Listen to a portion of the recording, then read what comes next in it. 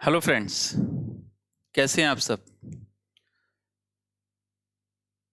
पिछली क्लास में हम लोगों ने इंडियाज 40 इन्वेस्टमेंट प्रॉपर्टी शुरू किया था। आज हमारा उसका सेकंड क्लास है। आइए सबसे पहले हम फर्स्ट क्लास का थोड़ा सा क्विक रिवीजन कर लेते हैं। ठीक है, फिर आज की कहानी शुरू करते हैं। इन्वेस्टमेंट प्रॉपर्टी क्या होती थी? इन्वेस्टमेंट प्रॉपर्टी का मतलब होता था लैंड, बिल्डिंग और both which are held in business for earning incomes by way of rentals और by way of capital appreciation. ठीक है, नेचर ऑफ प्रॉपर्टी का कोई रेलिवेंस नहीं है। प्रॉपर्टी रेसिडेंशियल हो, प्रॉपर्टी इंडस्ट्रियल हो, प्रॉपर्टी कॉमर्शियल हो, अगर आपकी इंटेंशन है उसको रेंटल के लिए यूज करने की या फिर कैपिटल एप्रिसिएशन की इनकम अर्न करने की, तो वो आपकी इन्वेस्टमेंट प्रॉपर्टी होती है। ठीक है, कुछ प्रॉपर्टी थी जो इन्वेस्टमेंट प्रॉपर्टी नहीं कहलाती, यानी out of scope of India's 40 थी। उसमें एक ऑनर ऑक्युपाइड प्रॉपर्टी, जो प्रॉपर्टी आप अपने बिजनेस और प्रोफेशन के लिए यूज करते हो, उस प्रॉपर्टी को हम ऑनर ऑक्युपाइड प्रॉपर्टी बोलते हैं। उसके ऊपर इंडिया 16 लगता है।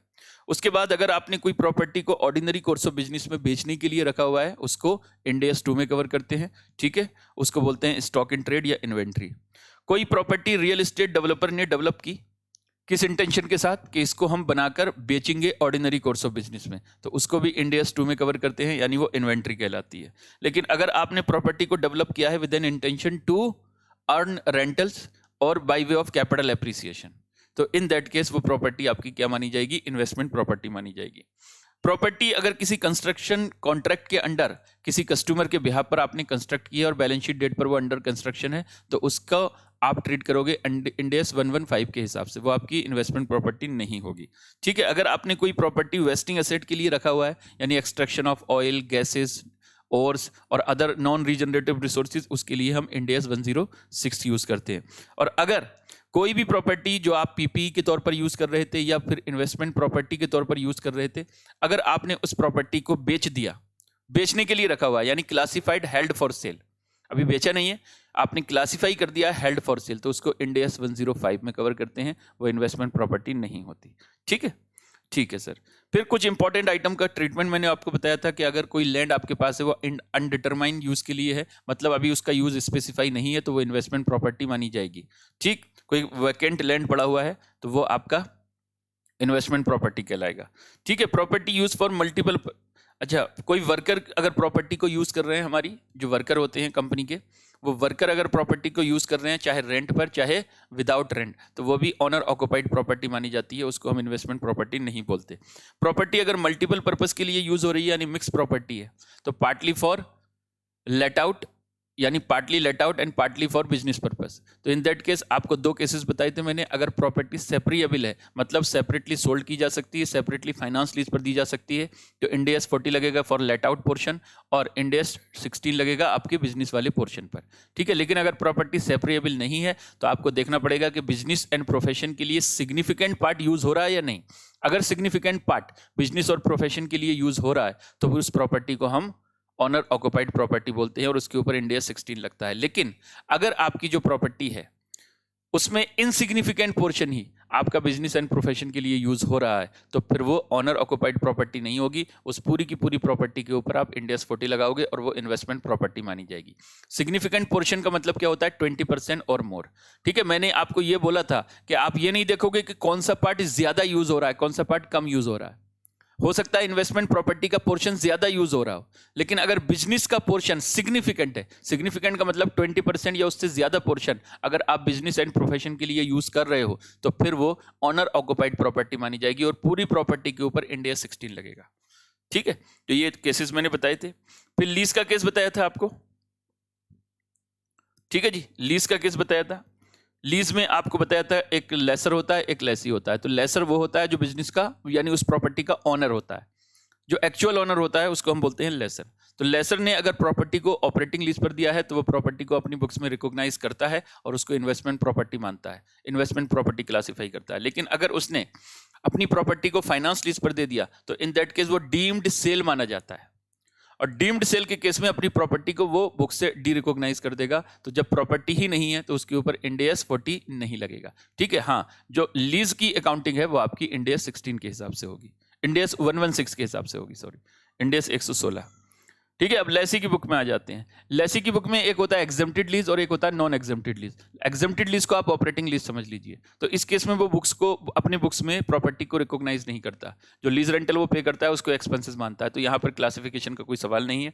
लेकिन हाँ, अगर लेसी जो है वो फाइनेंस लीज पर एसेट को लेता है तो इस केस में वो डीम्ड परचेज माना जाता है। ये माना जाता है उसने एसेट को परचेज कर लिया और उसको वो राइट ऑफ यूज एसेट के नाम से अपने यहाँ रिकॉग्नाइज करता है। अब अगर वो उस राइट ऑफ यूज एसेट को अपने बिजनेस एंड प्रोफेशन में यूज कर रहा है तो इंडिया 16 लगेगा। लेकिन अगर उसने फिर से किसी को दे दिया किराए पर, यानी सब लीज कर दिया, तो इसमें देखना पड़ेगा ऑपरेटिंग लीज है या फाइनेंस लीज है। अगर ऑपरेटिंग लीज है तो इन दैट केस वो इन्वेस्टमेंट प्रॉपर्टी क्लासिफाई की जाएगी in the books of Lesi. और अगर फाइनेंस लीज है तो फाइनेंस लीज की केस में तो आपको पता है कि उसने अपनी बुक से इस प्रॉपर्टी को डी रिकॉग्नाइज कर दिया होगा, समझे। तो इस केस में इंडियस 40 अप्लाई नहीं होगा। हाँ, जो भी अकाउंटिंग होगी लीज की वो इंडियस 116 के हिसाब से होगी। ठीक है जी।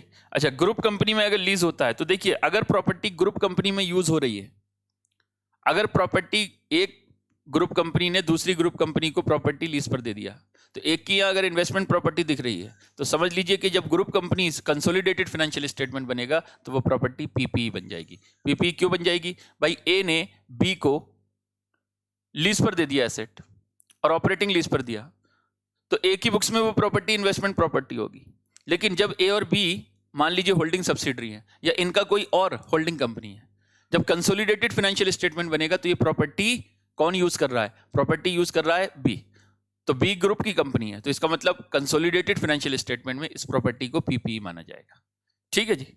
अगर ग्रुप के बाहर आपने कहीं लेट आउट की है, जैसे एक सब्सिडरी ने दूसरी सब्सिडरी को लीज पर दे दिया लेकिन उसने किसी थर्ड पार्टी को सब लीज पर दे दिया, तो फिर प्रॉपर्टी जो है वो यूज हो रही है बाहर। और जब बाहर यूज हो रही है तो फिर वो अगर ऑपरेटिंग लीज पर दी हुई है तो वो इन्वेस्टमेंट प्रॉपर्टी माना जाएगा। समझे? तो इतनी बातें हम लोगों ने पढ़ी थी पिछली क्लास में। आइए जरा, ये इंपॉर्टेंट इश्यूज में 5वां पॉइंट था। अब आइए जरा 6th पॉइंट लिखते हैं। अब आज की हमारी क्लास शुरू होती है 6th पॉइंट।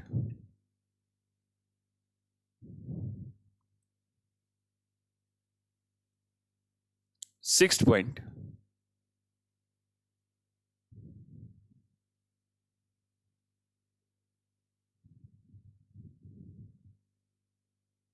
सिक्स पॉइंट क्या है देखिए, इसमें लिखेंगे ancillary services.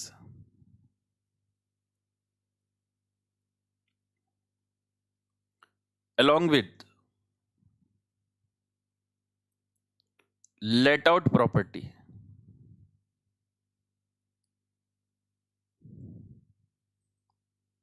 Ancillary services. Ancillary services का मतलब होता है अगर हमने एक प्रॉपर्टी को किसी को रेंट पर दिया, टेनेंट को रेंट पर दिया, तो उसके साथ में हम कुछ सर्विसेज भी देते हैं, उसको एंसिलरी सर्विसेज बोलते हैं। अब इन एंसिलरी सर्विसेज का क्या ट्रीटमेंट होगा या इस प्रॉपर्टी को हम क्या प्रॉपर्टी मानेंगे? ठीक है, आइए इस पर डिस्कशन करते हैं। देखो जी,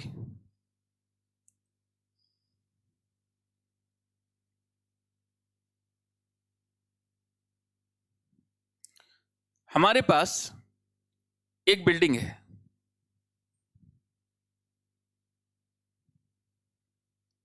इसको हमने लेट आउट कर रखा है। ठीक है, कितने रुपए? 20,000 पर मंथ के हिसाब से, और ये ऑपरेटिंग लीज है।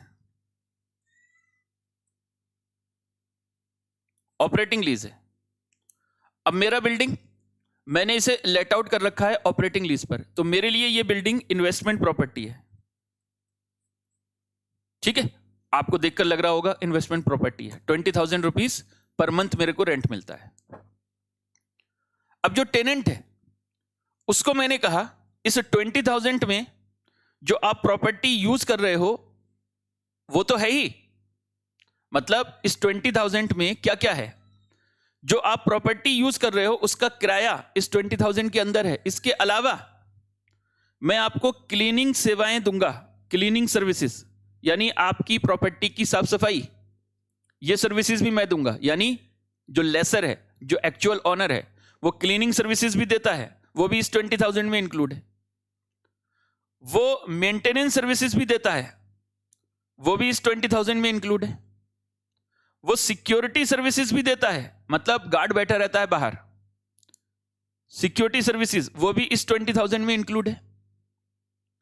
ठीक है, वो इंटरनेट की फैसिलिटी भी देता है, इंटरनेट सर्विसेज वो भी इस 20,000 में इंक्लूड है। वो केबल कनेक्शन भी देता है टीवी का, केबल टीवी कनेक्शन वो भी इस 20,000 में इंक्लूड है।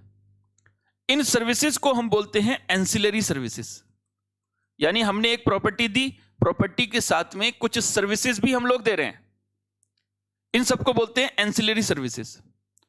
अब सवाल उठता है, सर आपने प्रॉपर्टी लेट आउट किया है, साथ में ये सर्विसेज भी दे रहे हो, तो क्या ये इस प्रॉपर्टी को इन्वेस्टमेंट प्रॉपर्टी मानी जाए या इसको पीपी माना जाए? यानी ये कहीं आपका ये सब बिजनेस तो नहीं है, यानी प्रॉपर्टी सिर्फ एक बहाना है, बाकी आप ये सर्विसेज का चार्ज कर रहे हो।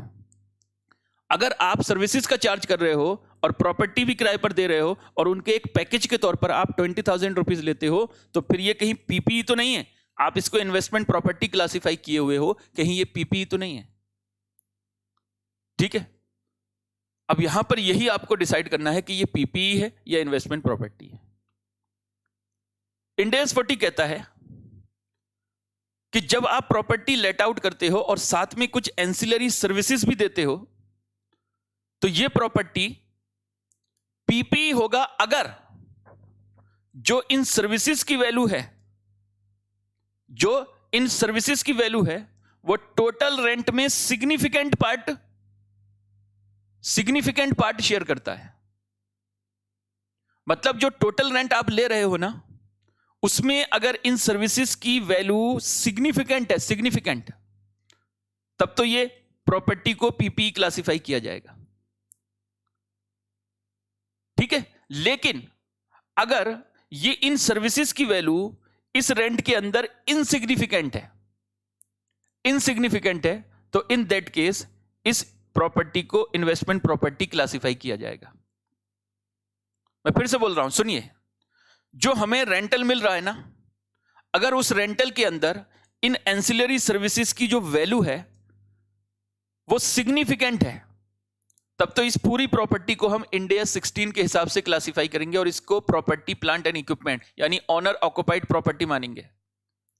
लेकिन अगर इन सारी एंसिलरी सर्विसेज की जो वैल्यू है वो इस रेंट के अंदर इनसिग्निफिकेंट वैल्यू ही है, इनसिग्निफिकेंट, इन दैट केस इस पूरी प्रॉपर्टी को हम क्या मानेंगे? इन्वेस्टमेंट प्रॉपर्टी, और उसके ऊपर हम क्या लगा देंगे? इंड AS 40 लगा देंगे। अब सवाल उठता है, सर सिग्निफिकेंट वैल्यू का मतलब क्या है?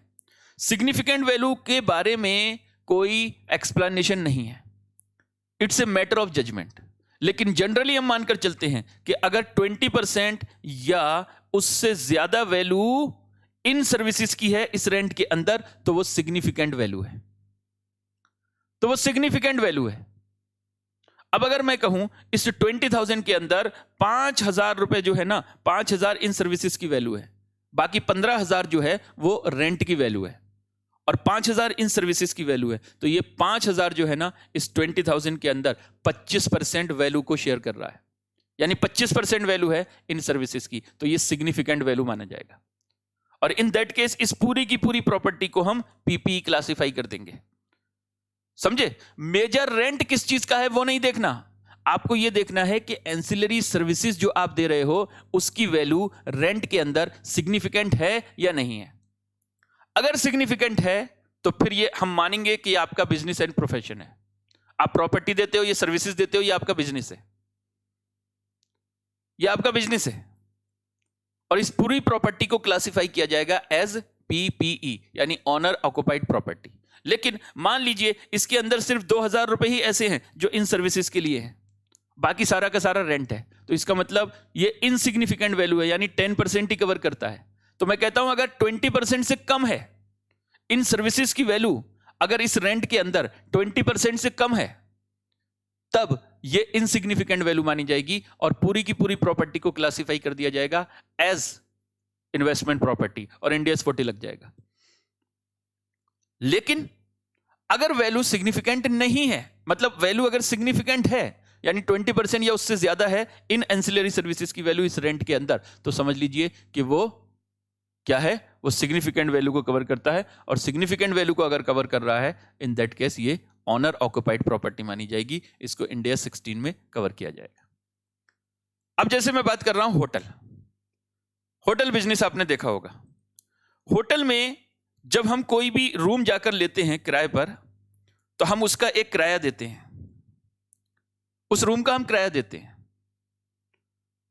अब अगर जो रूम का हम किराया देते हैं वो सिर्फ रूम का किराया नहीं होता, जो होटल आपको अदर सर्विसेज देता है ना, एंसिलरी सर्विसेज, वो उसका भी मतलब अमाउंट उस रेंट के अंदर इंक्लूड होता है। होटल में क्या क्या फैसिलिटी मिलती है? आपको पूरे स्टाफ की फैसिलिटी मिलती है, आपको खाने की फैसिलिटी मिलती है, आपको स्पा की फैसिलिटी मिलती है, आपको बार की फैसिलिटी मिलती है, आपको स्विमिंग पूल की फैसिलिटी मिलती है। क्या क्या फैसिलिटी मिलती है? बहुत सारी फैसिलिटी होती है। अब कुछ होटल में ये फैसिलिटी होती है, कुछ में नहीं होती। यानी टोटल मिलाकर आपको क्या करना है, टोटल मिलाकर आपको यह देखना है कि जो सर्विसेज आप दे रहे हो, जो सर्विसेज आप दे रहे हो एंसिलरी सर्विसेज, क्या वो सिग्निफिकेंट पार्ट कवर करती हैं या नहीं करती। अगर सिग्निफिकेंट पार्ट कवर करती हैं तो इसका मतलब फिर ये प्रॉपर्टी आपकी इन्वेस्टमेंट प्रॉपर्टी नहीं है, ये ऑनर ऑक्युपाइड प्रॉपर्टी है, ठीक है। और इसके ऊपर आप इंडिया 16 लगाओगे। तो होटल में ये जो सर्विसेज देते हो ना, तो होटल इंडस्ट्री में ये माना जाता है कि जो रूम का रेंट होता है उसमें बहुत सारी एंसिलरी सर्विसेज की भी कीमत होती है। इसलिए hotel owner owned manage hotel जो होता है, यानी ऑनर मैनेज जो होटल होते हैं ना, उसमें जो रेंट पे किया जाता है वो हम कहते हैं एंसिलरी सर्विसेज का सिग्निफिकेंट पार्ट होता है उसके अंदर। इसलिए होटल को हम पीपी मानते कर चलते हैं, इसको हम इन्वेस्टमेंट प्रॉपर्टी नहीं मानते, ठीक है। तो सर हमको पता कैसे चलेगा? अगर आपको वैल्यू दे रखा है कि 20% इन सर्विसेज की वैल्यू है या 20% से ज्यादा है, तो आप मान लोगे कि भैया ये एंसिलरी सर्विसेज की वैल्यू इसके अंदर सिग्निफिकेंट है। अगर नहीं दे रखा तो देखिए, अगर होटल है तो उस केस में एंसिलरी सर्विसेज जो होती है ना, एंसिलरी सर्विसेज का पार्ट सिग्निफिकेंट होता है। तो आप खुद मानकर चलोगे कि इसमें सिग्निफिकेंट पार्ट जो है वो एंसिलरी सर्विसेज का है इस रेंट के अंदर। इसलिए होटल जो होता है वो ऑनर ऑक्युपाइड प्रॉपर्टी माना जाता है, यानी owner managed hotel owner occupied property माना जाता है, पीपी माना जाता है। उसके ऊपर इंडिया 16 लगेगा, इन्वेस्टमेंट प्रॉपर्टी नहीं है वो, तो इंडिया 14 नहीं लगेगा। लेकिन अगर आप ऐसे ही देखो, सिक्योरिटी की सर्विस है, मेंटेनेंस की सर्विसेज है, क्लीनिंग की सर्विसेज है, अगर आप ये देखते हो और इसमें आपको बोला नहीं है, इसमें आपको बोला नहीं है कि सिग्निफिकेंट पोर्शन कवर हो रहा है या नहीं हो रहा, तो इन दैट केस आप मानोगे कि ये जो टोटल रेंट का इनकी जो वैल्यू होगी वो इनसिग्निफिकेंट है। तो इनसिग्निफिकेंट है तो उस प्रॉपर्टी को आप इंडियस 40 के हिसाब से ही क्लासिफाई करोगे, इन्वेस्टमेंट प्रॉपर्टी मानोगे। समझ गए यहां तक? ठीक है। तो एंसिलरी सर्विसेज जो होती हैं उनकी वैल्यू देखनी पड़ती है टोटल रेंट के अंदर, सिग्निफिकेंट है या इनसिग्निफिकेंट है। अगर इनसिग्निफिकेंट है तो पूरी की पूरी प्रॉपर्टी को क्लासिफाई करोगे एज इन्वेस्टमेंट प्रॉपर्टी और उसके ऊपर इंडियस 40 लगा दोगे। लेकिन अगर एंसिलरी सर्विसेज की जो वैल्यू है टोटल रेंट के अंदर वो सिग्निफिकेंट है, तो इन दैट केस उस प्रॉपर्टी को आप क्लासिफाई करोगे as PPE, owner occupied property, और उसके ऊपर इंडियस 16 लगाओगे। समझ में आ गई बात? अगर आपको दे रखा है कि सिग्निफिकेंट वैल्यू है उसके अंदर या नहीं, ठीक है, तब तो क्लासिफिकेशन में दिक्कत नहीं होगी। लेकिन अगर कुछ नहीं दे रखा, तो मैंने बोला कि अगर ऑनर मैनेज्ड होटल है तो उसमें जो एंसिलरी सर्विसेज होती हैं उसको हम मानते हैं कि इसका टोटल रेंट के अंदर सिग्निफिकेंट पार्ट होता है। तो जब सिग्निफिकेंट पार्ट होता है तो इन दैट केस वो क्या माना जाएगा?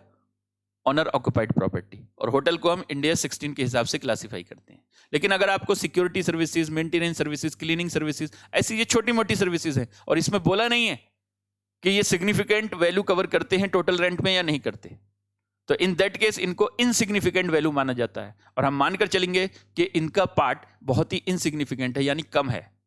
तो इसलिए जो प्रॉपर्टी है वो इन्वेस्टमेंट प्रॉपर्टी है और उसको इंडियस 40 के हिसाब से कवर किया जाएगा। तो आइए इसके बारे में अब लिखवाना शुरू करता हूं मैं। Ancillary services with along with let out property, तो लिखेंगे यहां पर when a property is given on rent oblique lease, then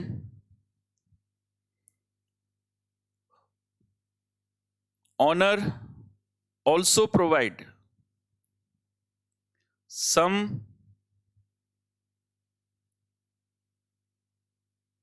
ancillary services along with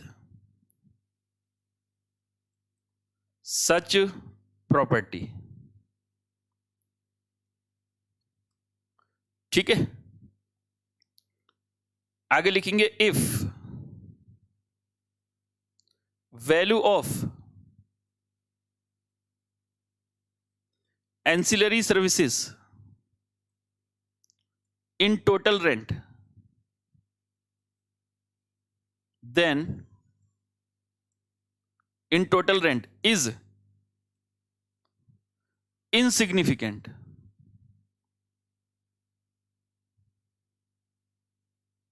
क्या है? इनसिग्निफिकेंट है। इनसिग्निफिकेंट का मतलब होता है मटेरियल नहीं है, नॉट मटेरियल। मैं लिख देता हूं not material.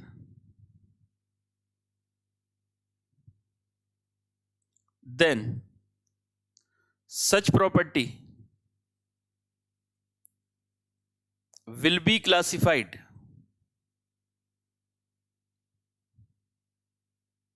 as investment property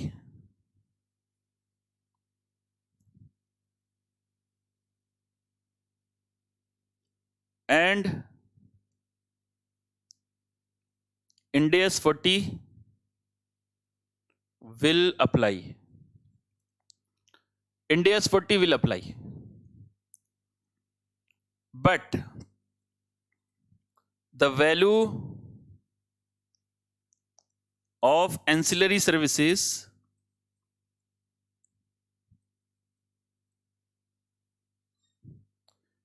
is significant in total rent.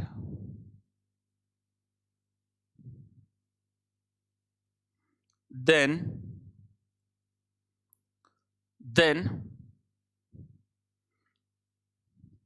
such property will be classified as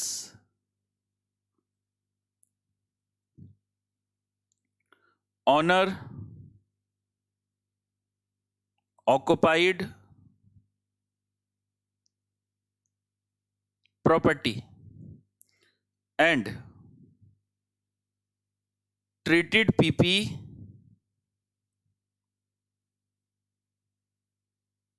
and Ind AS 16 will apply.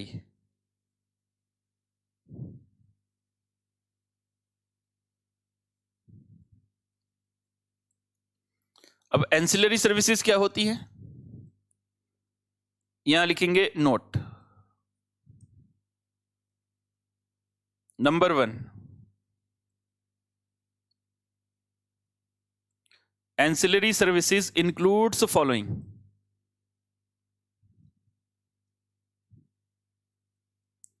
Ancillary services में क्या क्या आएगा जनरली, और मैं कह रहा हूं इंक्लूड्स, तो ये कंप्लीट लिस्ट नहीं है, ये इंक्लूसिव लिस्ट है जो मैं बताने जा रहा हूं।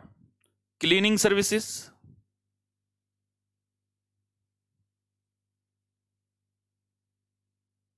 Maintenance services,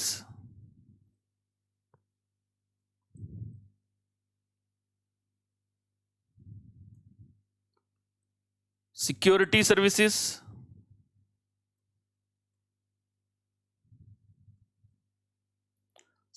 services, internet services,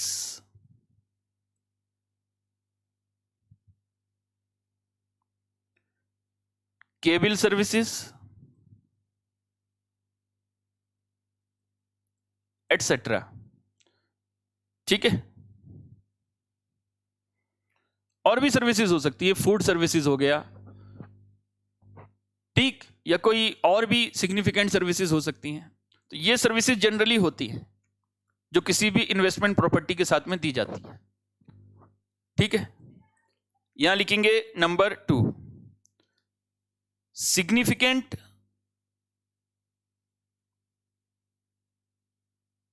value means 20% और मोर। अगर इन सर्विसेज की वैल्यू टोटल रेंट के अंदर 20% या उससे ज्यादा है तो आप समझ लेना,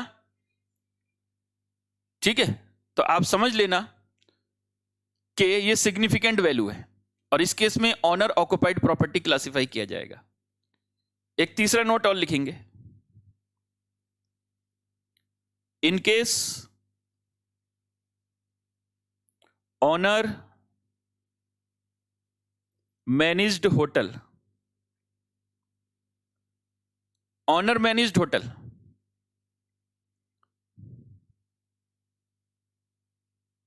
ancillary services are generally assumed significant.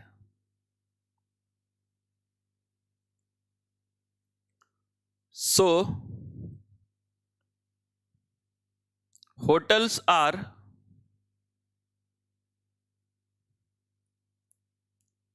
generally classified as PPE, और इसके ऊपर कौन सा इंडेक्स लगने वाला होता है? 16। आप लोग देखते होंगे हॉस्टल, जैसे मेरे पास एक बिल्डिंग है, मैंने उसको हॉस्टल बना दिया। अब मैं लोगों को रूम किराए पर देता हूं। अगर सिर्फ यहीं तक सीमित है कि मैं सिर्फ रूम देता हूं, किराया देता हूं, किराया लेता हूं, रूम दे देता हूं रहने के लिए, फिर तो ये इन्वेस्टमेंट प्रॉपर्टी होगी, समझे? लेकिन मैं हॉस्टल में फूड की फैसिलिटी देता हूं, इंटरनेट की फैसिलिटी देता हूं, क्लीनिंग की फैसिलिटी देता हूं, सिक्योरिटी की फैसिलिटी देता हूं, केबल टीवी की फैसिलिटी देता हूं, सारी फैसिलिटी मैं स्टूडेंट को देता हूं, ठीक है? ये जो भी लोग वहां रहते हैं उनको देता हूं, और ये जो एंसिलरी सर्विसेज मैं दे रहा हूं ना, इनकी वैल्यू सिग्निफिकेंट है। सिग्निफिकेंट मतलब मैं कहता हूं देखो भाई, अगर इन फैसिलिटी के बिना रहोगे तो 10,000 रुपए, और इन फैसिलिटी के साथ में रहोगे तो 15,000 रुपए, तो इसका मतलब 5,000 इनकी वैल्यू हो गई ना, एंसिलरी सर्विसेज की। तो इस केस में ये जो 1/3 वैल्यू हो गई ना, तो ये सिग्निफिकेंट मानी जाती है। तो उस पूरे हॉस्टल को हम पीपीई क्लासिफाई करेंगे। लेकिन मैं ऐसी कोई भी सर्विसेज नहीं देता, मैं सिर्फ और सिर्फ प्रॉपर्टी किराए पर देता हूं, बस, मेरा और कोई काम नहीं है। ना मैं खाने की फैसिलिटी देता हूं, ना मैं मतलब जो है इंटरनेट की फैसिलिटी देता, ना मैं मतलब जो है टीवी की फैसिलिटी देता, या जो फैसिलिटी देता भी हूं लेकिन वो टोटल रेंट की वैल्यू में बहुत इनसिग्निफिकेंट है, तो इन दैट केस हॉस्टल को हम इन्वेस्टमेंट प्रॉपर्टी क्लासिफाई करेंगे। समझ गए? बताइए। आइए इसके ऊपर एक दो क्वेश्चन है वो देख लेते हैं पहले।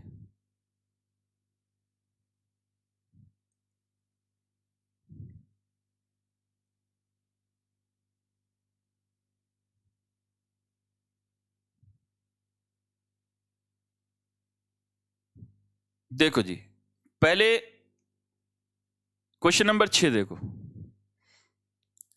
क्वेश्चन नंबर 6 कहता है, the owner of an office building provide security and maintenance services to the lessee who occupy the building, explain. मैंने आपको बोला कि सिक्योरिटी एंड मेंटेनेंस सर्विसेज जो होती हैं, अगर इसके बारे में कुछ ना बोले तो मानना कि ये इनसिग्निफिकेंट होती हैं इन टोटल रेंटल वैल्यू। तो अगर किसी प्रॉपर्टी को आपने लेट आउट किया, उसके साथ में सिक्योरिटी सर्विसेज, मेंटेनेंस सर्विसेज आप दे रहे हो, और आपको ये नहीं बोला कि ये सिग्निफिकेंट है या इनसिग्निफिकेंट, तो इन दैट केस इसको इनसिग्निफिकेंट माना जाएगा और इस प्रॉपर्टी को क्लासिफाई किया जाएगा एज इन्वेस्टमेंट प्रॉपर्टी। तो देखिए, in such case since the service provided are insignificant, the property would be treated as an investment property. तो मैं एक नोट यहां पर और लिख देता हूं आपको ताकि ध्यान रहे। लीजिए नोट नंबर 4, ठीक है? लिखेंगे, if nothing specified, security and maintenance services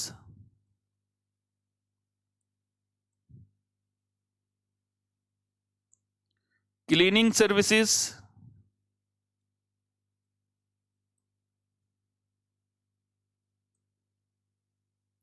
if nothing is specified, security and maintenance services, cleaning services are generally assumed insignificant.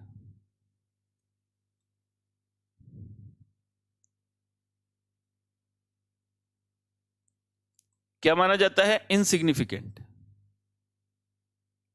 So property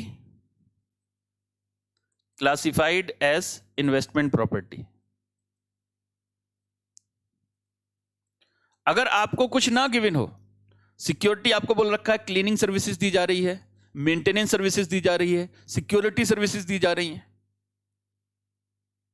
और कुछ भी स्पेसिफाई ना हो कि ये इनकी वैल्यू टोटल रेंटल के अंदर सिग्निफिकेंट है या इनसिग्निफिकेंट है, तो आप मानोगे इनसिग्निफिकेंट है और उस पूरी प्रॉपर्टी को आप इन्वेस्टमेंट प्रॉपर्टी क्लासिफाई करोगे और इंडियाज 40 अप्लाई कर दोगे उसके ऊपर। बोलो बच्चों, ये बात क्लियर हुई सबको? ठीक है, तो ये क्वेश्चन था हमारा। आइए जरा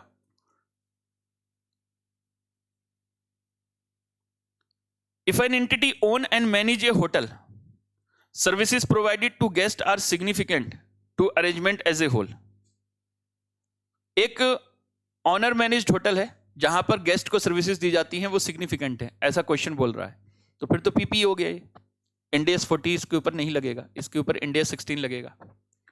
अगर होटल के बारे में कुछ ना भी गिवन हो ना, जब तक क्वेश्चन बोले ना कि सर्विसेज इनसिग्निफिकेंट है होटल में, तब तक आप उसको सिग्निफिकेंट सर्विसेज ही मानोगे, क्योंकि होटल के अंदर जो रेंट होता है उसमें सिर्फ रूम का किराया नहीं होता, उसमें बहुत सारी अदर फैसिलिटीज जो होटल आपको प्रोवाइड करता है वो भी होती हैं। तो जनरली हम उन सर्विसेज को, जो एंसिलरी सर्विसेज होती हैं अलॉन्ग विद रूम रेंट या अलॉन्ग विद रूम की जो आपको सर्विस मिल रही है, रूम के अलावा, रूम यूज करने के अलावा आपको जो अदर सर्विसेज मिल रही हैं, उसको हम सिग्निफिकेंट पोर्शन मानते हैं। तो रेंट के अंदर उन सर्विसेज की वैल्यू भी होती है, वो सिर्फ रूम की वैल्यू नहीं होती, रेंट जो होता है, तो उसको जनरली हम सिग्निफिकेंट मानते हैं। और सिग्निफिकेंट मानते हैं तो इन दैट केस वो आपका पीपीई की कैटेगरी में आएगा, वो फिर इन्वेस्टमेंट प्रॉपर्टी नहीं कहलाएगा। समझ गए? ठीक है, तो यहां पर देखिए, in such a case the owner manage hotel is owner occupied property rather than investment property. आइए एक और क्वेश्चन है, question number 4। An entity own a hotel which include a health and fitness centre. Entity के पास एक hotel है जिसमें एक हेल्थ एंड फिटनेस सेंटर भी है, housed in a separate building that is part of the premises of the entire hotel. ठीक है, अब जैसे देखो, होटल का एक प्रीमाइसेस है, काफी बड़ा प्रीमाइसेस है, ये होटल है पूरा। ठीक है, ये होटल एरिया है। अब इसमें देखो, एक तो ये होटल चल रहा है, साथ में यहां पर एक हेल्थ एंड फिटनेस सेंटर है, और ये एक सेपरेट बिल्डिंग है, ये एक सेपरेट बिल्डिंग है। तो ये इस हेल्थ एंड फिटनेस सेंटर की बात कर रहा है कि an entity owns a hotel which include a health and fitness centre housed in a separate building that is part of premises of the entire hotel. मतलब ये पूरा एंटायर होटल है, इसमें 2 बिल्डिंग बनी हुई हैं, एक बिल्डिंग तो होटल की है और एक बिल्डिंग क्या है, हाउस मतलब हेल्थ एंड फिटनेस सेंटर की है। ठीक है पूरा होटल प्रीमाइसेस में ही है। The owner operate the hotel, owner ये वाला पार्ट जो है वो खुद ऑपरेट करता है, समझे? And other facilities on the hotel with the exception of the health and fitness centre which can be sold और लीज्ड आउट अंडर ए फाइनेंस लीज। कहते हैं जो ऑनर है वो होटल को खुद ऑपरेट करता है और जो होटल से कनेक्टेड जो भी फैसिलिटी होती हैं वो खुद देता है, सिवाय हेल्थ एंड फिटनेस सेंटर को छोड़कर, जिसको हम सेपरेटली बेच भी सकते हैं और जिसको सेपरेटली फाइनेंस लीज पर भी दे सकते हैं।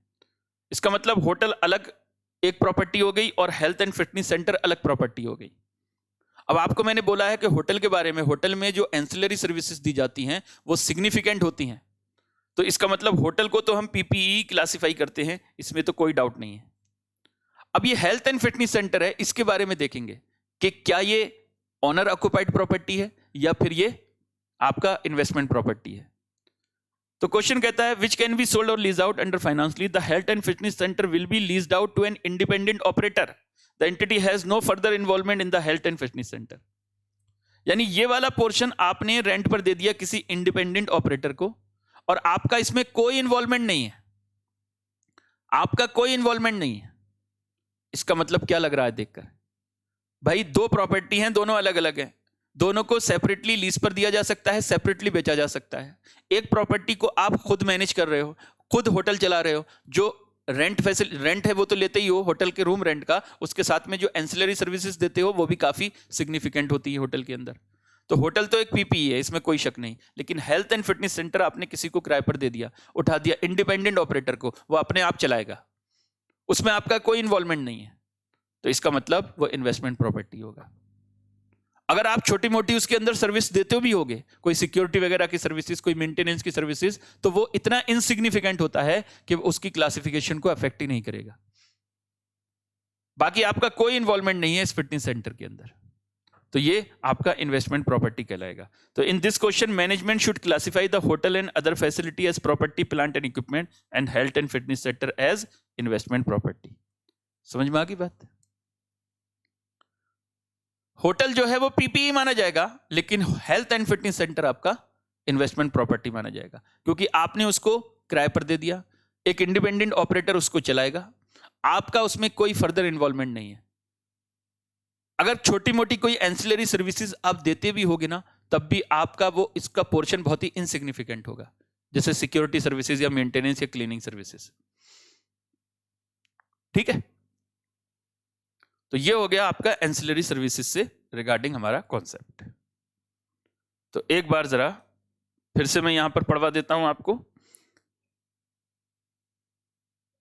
कि ancillary services when a property is given on rent lease, then owner also provide सब ancillary services along with such property. अब एंसिलरी सर्विसेज क्या होती हैं वो आपको समझ में आ गया, क्या होती है? क्लीनिंग सर्विसेज हो गया, रिपेयर मेंटेनेंस हो गया, सिक्योरिटी सर्विसेज हो गया, इंटरनेट सर्विसेज हो गया, ठीक है। इसके अलावा आपका टेबल की भी सर्विसेज हो गया, और भी सर्विसेज, फूड का सर्विस हो गया, बहुत सारी अदर सर्विसेज हो सकती है। समझे? तो आपको क्या देखना है, ये एंसिलरी सर्विसेज जो आपको मिल रही हैं प्रॉपर्टी के साथ में, क्या टोटल रेंट के अंदर इनकी वैल्यू सिग्निफिकेंट है या इनसिग्निफिकेंट है? अगर सिग्निफिकेंट वैल्यू है तब तो ये प्रॉपर्टी को owner occupied property PPE classify किया जाएगा, इंडिया 16 लगेगा। लेकिन अगर इन एंसिलरी सर्विसेज की वैल्यू इनसिग्निफिकेंट है तो उसके ऊपर आप लोगों को क्या लगाना है? इंडिया 40 लगाना है पूरी प्रॉपर्टी के ऊपर। समझ गए? होटल में जनरली जो एंसिलरी सर्विसेज होती हैं अलोंग विद रूम रेंट, यानी रूम के साथ में जो एंसिलरी सर्विसेज होती है उसको हम सिग्निफिकेंट मानकर चलते हैं, इसलिए वहां पर पीपीई क्लासिफाई होता है। लेकिन एक नॉर्मल बिल्डिंग में अगर कोई सिक्योरिटी की सर्विसेज है, मेंटेनेंस है, या आपका इंटरनेट केबल कनेक्शन वगैरह है, तो इसकी सर्विसेज के बारे में अगर कुछ ना बोले तो हमेशा मानकर चलते हैं कि इनसिग्निफिकेंट है, और इसका प्रॉपर्टी की क्लासिफिकेशन पर कोई इफेक्ट नहीं पड़ेगा, प्रॉपर्टी इन्वेस्टमेंट प्रॉपर्टी ही क्लासिफाई होगी। ठीक है? क्या एंसिलरी सर्विसेज होती हैं? ये होती हैं सिग्निफिकेंट वैल्यू का मतलब होता है 20% और मोर। ठीक है? अगर ऑनर मैनेज्ड होटल होता है उसमें एंसिलरी सर्विसेज को हम क्या मानकर चलते हैं? हम मानकर चलते हैं सिग्निफिकेंट। लेकिन अगर कुछ ना दिया हो तो security maintenance services, cleaning services, security services को जनरली हम इनसिग्निफिकेंट मानते हैं, और प्रॉपर्टी को हम इन्वेस्टमेंट प्रॉपर्टी क्लासिफाई करते हैं। समझ गए यहां तक? बताइए। चलो जी, यहां तक तो बात क्लियर हो गई। अब आते हैं हम अगले पॉइंट पर, और अगला पॉइंट क्या है? अगला पॉइंट है हमारा अब recognition of recognition of investment property in books of account. Books of account में इन्वेस्टमेंट प्रॉपर्टी को कैसे रिकॉग्नाइज किया जाएगा? इनिशियल रिकॉग्निशन कब होगा, किस वैल्यू पर होगा, और सब्सिक्वेंट रिकॉग्निशन कब होगा, किस वैल्यू पर होगा। ठीक है, आइए शुरू करते हैं। ये हमारा पॉइंट कितने नंबर था, एक बार जरा देख लेते हैं। ये इंपॉर्टेंट इश्यूज थे, इंपॉर्टेंट इश्यूज में ये थर्ड पॉइंट था हमारा। अब आते हैं हम फोर्थ पॉइंट पर।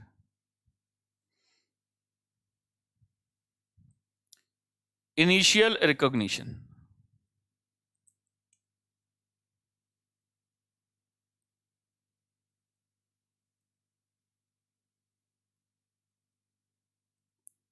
Of investment property.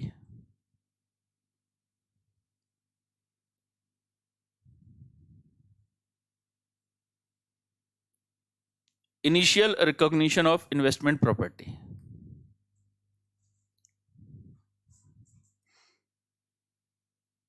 Initial recognition का मतलब क्या होता है? जब प्रॉपर्टी को हम पहली बार अपने बुक्स ऑफ अकाउंट में रिकॉर्ड करते हैं उसको बोलते हैं इनिशियल रिकॉग्निशन। आज मैंने इन्वेस्टमेंट प्रॉपर्टी खरीदा या बनाया या एक्सचेंज किया, ठीक है, या किसी और तरह से इन्वेस्टमेंट प्रॉपर्टी मेरे पास आया। इन ऑल द केसेस जब पहली बार प्रॉपर्टी को अपनी बुक्स ऑफ अकाउंट में रिकॉग्नाइज करोगे, यानी पहली बार जब एंट्री डालते हो आप इन्वेस्टमेंट प्रॉपर्टी अकाउंट डेबिट, तो वो किस वैल्यू से डालना है ये आपको यहां पर सीखना है, ठीक है। तो पहले तो लिखेंगे कि when investment property is recognized oblique recorded first time in books of account, it is called initial recognition।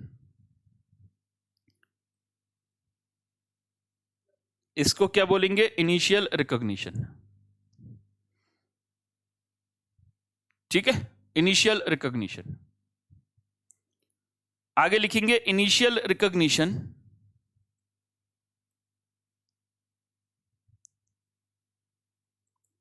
Will be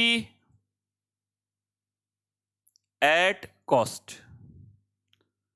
initial recognition हमेशा कॉस्ट पर होगा। कॉस्ट पर मतलब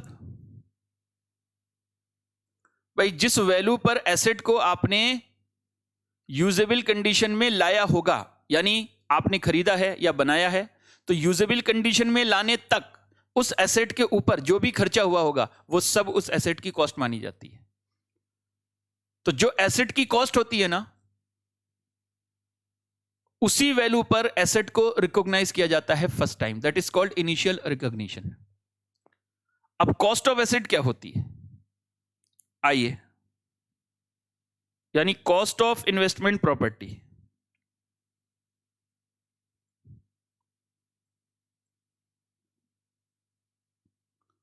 कॉस्ट का यहां मतलब है पहली बार जिस वैल्यू पर रिकॉग्नाइज किया जाएगा वो वैल्यू क्या होती है।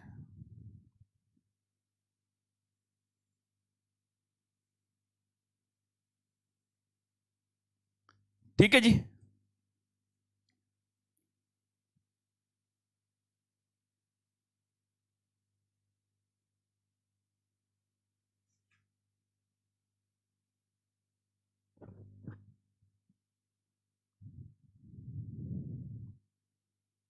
ओह हाँ जी। सबसे पहले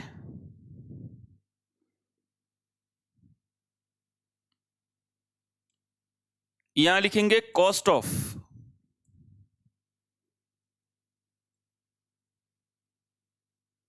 purchased investment property.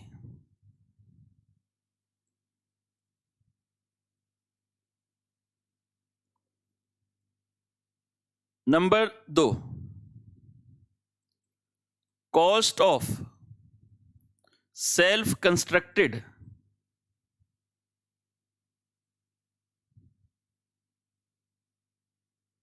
Investment property. और थर्ड है cost of exchange investment property.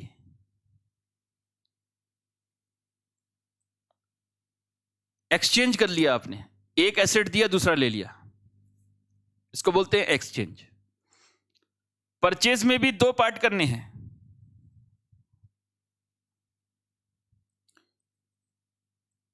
Payment made immediately,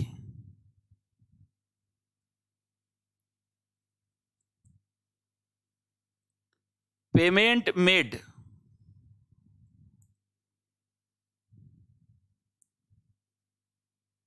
on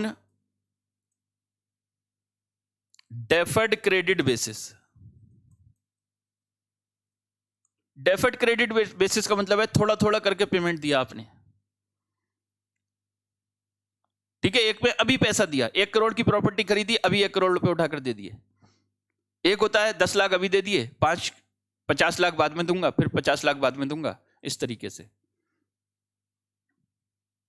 ठीक है।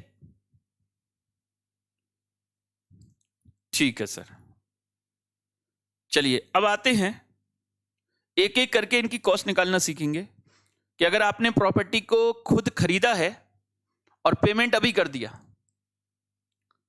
तो उसकी कॉस्ट का मतलब क्या है, कैसे कॉस्ट निकलेगी।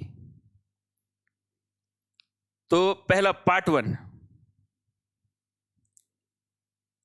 Cost of purchased property,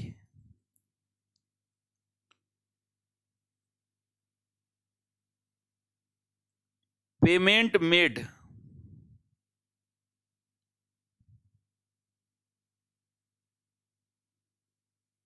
immediately,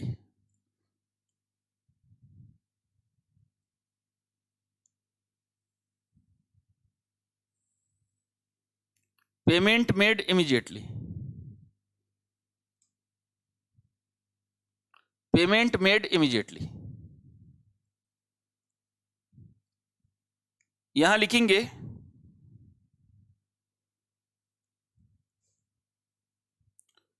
cost of property will includes following,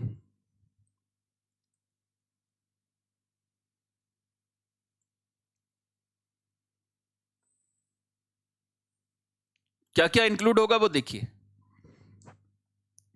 सबसे पहले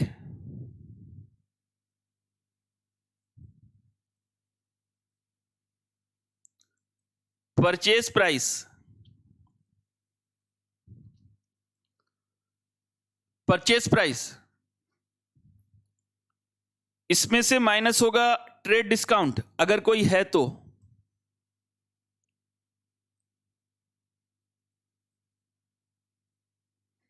ये बचता है net purchase price,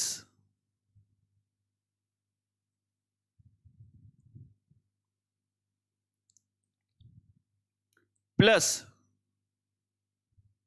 non refundable taxes,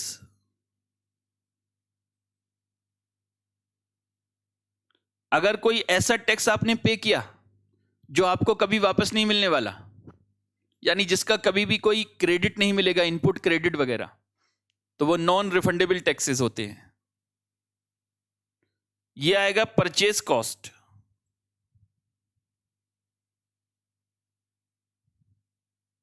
purchase cost. इसमें प्लस होंगे डायरेक्टली एट्रीब्यूटेबल एक्सपेंसेस,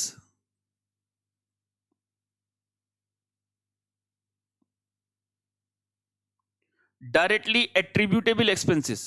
अब वो क्या क्या होते हैं डायरेक्टली एट्रीब्यूटेबल एक्सपेंसेस, क्या क्या होंगे, ठीक है। फर्स्ट टाइम व्हाइट वॉश,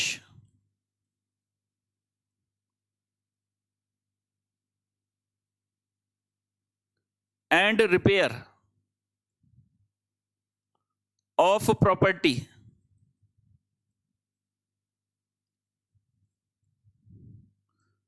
ठीक है। First time white wash and repair of property, आपने कोई प्रॉपर्टी खरीदा, उसमें पहली बार कोई व्हाइट वॉश करवाया, ठीक है, पहली बार रिपेयर करवाया उसको, तो वो डायरेक्टली एट्रीब्यूटेबल एक्सपेंसेस होता है। उसके बाद में हर साल आप उसमें व्हाइट वॉश करवाते रहो, रिपेयर करवाते रहो, फिर वो normal expenses, repair and maintenance expenses होता है। लेकिन पहली बार आपने कोई व्हाइट वॉश करवाया, कोई रिपेयर करवाया, वो उस प्रॉपर्टी की कॉस्ट में ऐड होगा, समझे। इसके अलावा एनी अदर एक्सपेंसेस,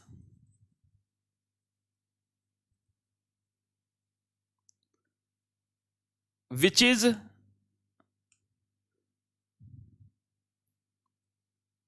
necessary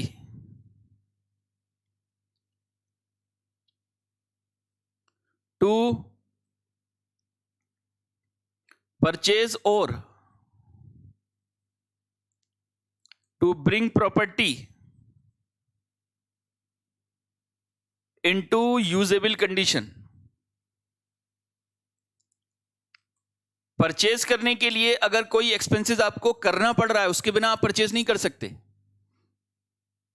ठीक है, जैसे मान लीजिए आप एक सोसाइटी में एक प्रॉपर्टी खरीदना चाहते हो। अब उस सोसाइटी में प्रॉपर्टी खरीदने के लिए आपको उस सोसाइटी के एक क्लब को ज्वाइन करने की फीस देनी पड़ेगी। मान लो 1 लाख रुपए आपको फीस देनी पड़ेगी, तभी आप इस प्रॉपर्टी को परचेज कर सकते हो, अदरवाइज आप परचेज नहीं कर सकते। उस सोसाइटी में कोई क्लब है मान लो, उस क्लब की आपको मेंबरशिप लेनी पड़ेगी। जब आप मेंबरशिप ले लोगे तभी इस प्रॉपर्टी को खरीद सकते हो, अदरवाइज नहीं खरीद सकते। तो आप मान लीजिए 1 लाख रुपए उसके लिए मेंबरशिप फीस देते हो, तो वो भी इस प्रॉपर्टी की कॉस्ट में ऐड हो जाएगा, क्योंकि it is necessary to purchase the property, to bring the property into usable condition. समझ गए? तो कोई वाइट वॉश करवाया पहली बार, या कोई भी एक्सपेंसेस जो जरूरी है परचेज करने के लिए या इस प्रॉपर्टी को यूजेबल कंडीशन में लाने के लिए जरूरी है, उसको आपको इसमें ऐड करना पड़ता है, और ये जो निकल कर आएगा this will be cost of investment property.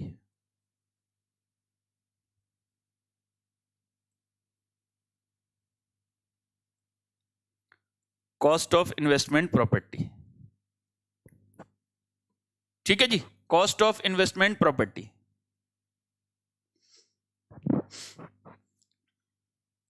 फटाफट बताइए, ठीक है यहां तक? ठीक है सर, आइए यहां पर लिखेंगे एक नोट।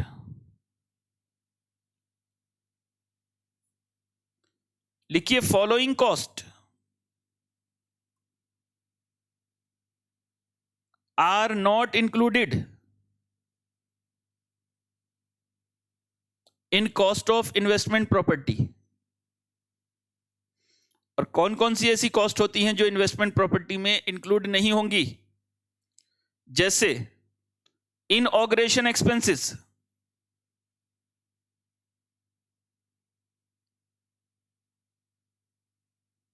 इनऑग्रेशन एक्सपेंसेस, आपने प्रॉपर्टी लिया, वो यूजेबल कंडीशन में भी आ गया मान लो, और आपने उद्घाटन करवाया खूब बड़ा कि हमने प्रॉपर्टी ले ली, मिठाई बांटी, लोगों को बुलाया, फंक्शन किया, उसके ऊपर 1 लाख रुपए खर्च कर दिए, वो प्रॉपर्टी की कॉस्ट में ऐड नहीं होगा। प्रॉपर्टी की वैल्यू बढ़ाने में उसका कोई हाथ नहीं होगा, उस एक्सपेंसेस का।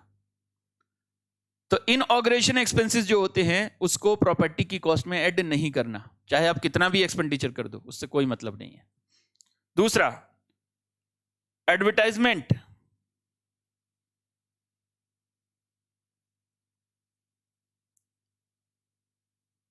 मतलब marketing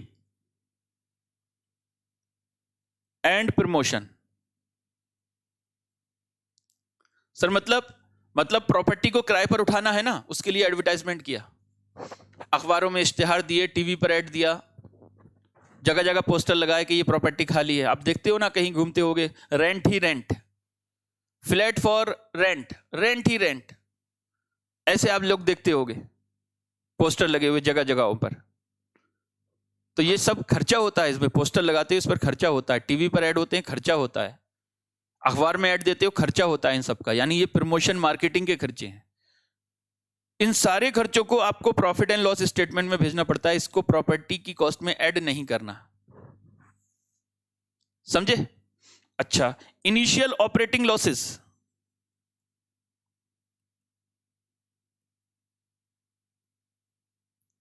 initial operating losses, initial operating losses, इसका मतलब जानते हो? इनिशियल ऑपरेटिंग लॉसेस जैसे मान लीजिए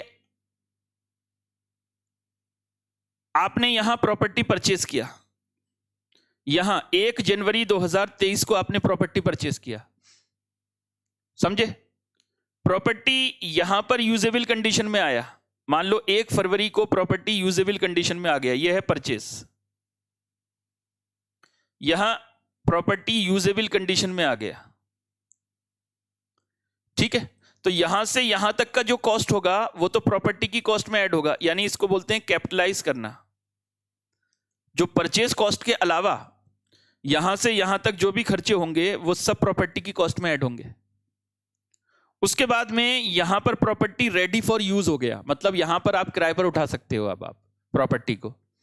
लेकिन मान लीजिए प्रॉपर्टी खाली पड़ी रही 3 महीने, फरवरी, मार्च, अप्रैल, यानी 30 अप्रैल यानी 1 मई से प्रॉपर्टी लेट आउट किया आपने, लेट आउट, यहां पर प्रॉपर्टी आपने लेट आउट किया, तो यहां से लेकर यहां तक प्रॉपर्टी जब खाली पड़ा रहा उस वक्त आपने कुछ खर्चे किए, उसमें आप साफ सफाई करवाते होगे प्रॉपर्टी की, समझे कोई खराबी आ गई तो उसको आपने ठीक करवा दिया, रिपेयर मेंटेनेंस करवाया, एक सिक्योरिटी गार्ड बैठा रहता है उसकी सैलरी जाती होगी, इलेक्ट्रिसिटी का खर्चा, क्योंकि जिस दिन मीटर लग गया उस दिन से बिल आना शुरू हो जाता है, तो इलेक्ट्रिसिटी का खर्चा होता होगा। तो यहां से लेकर यहां तक जितने भी खर्चे हुए ना इस पीरियड में, इन सबको बोला जाता है इनिशियल ऑपरेटिंग लॉसेस।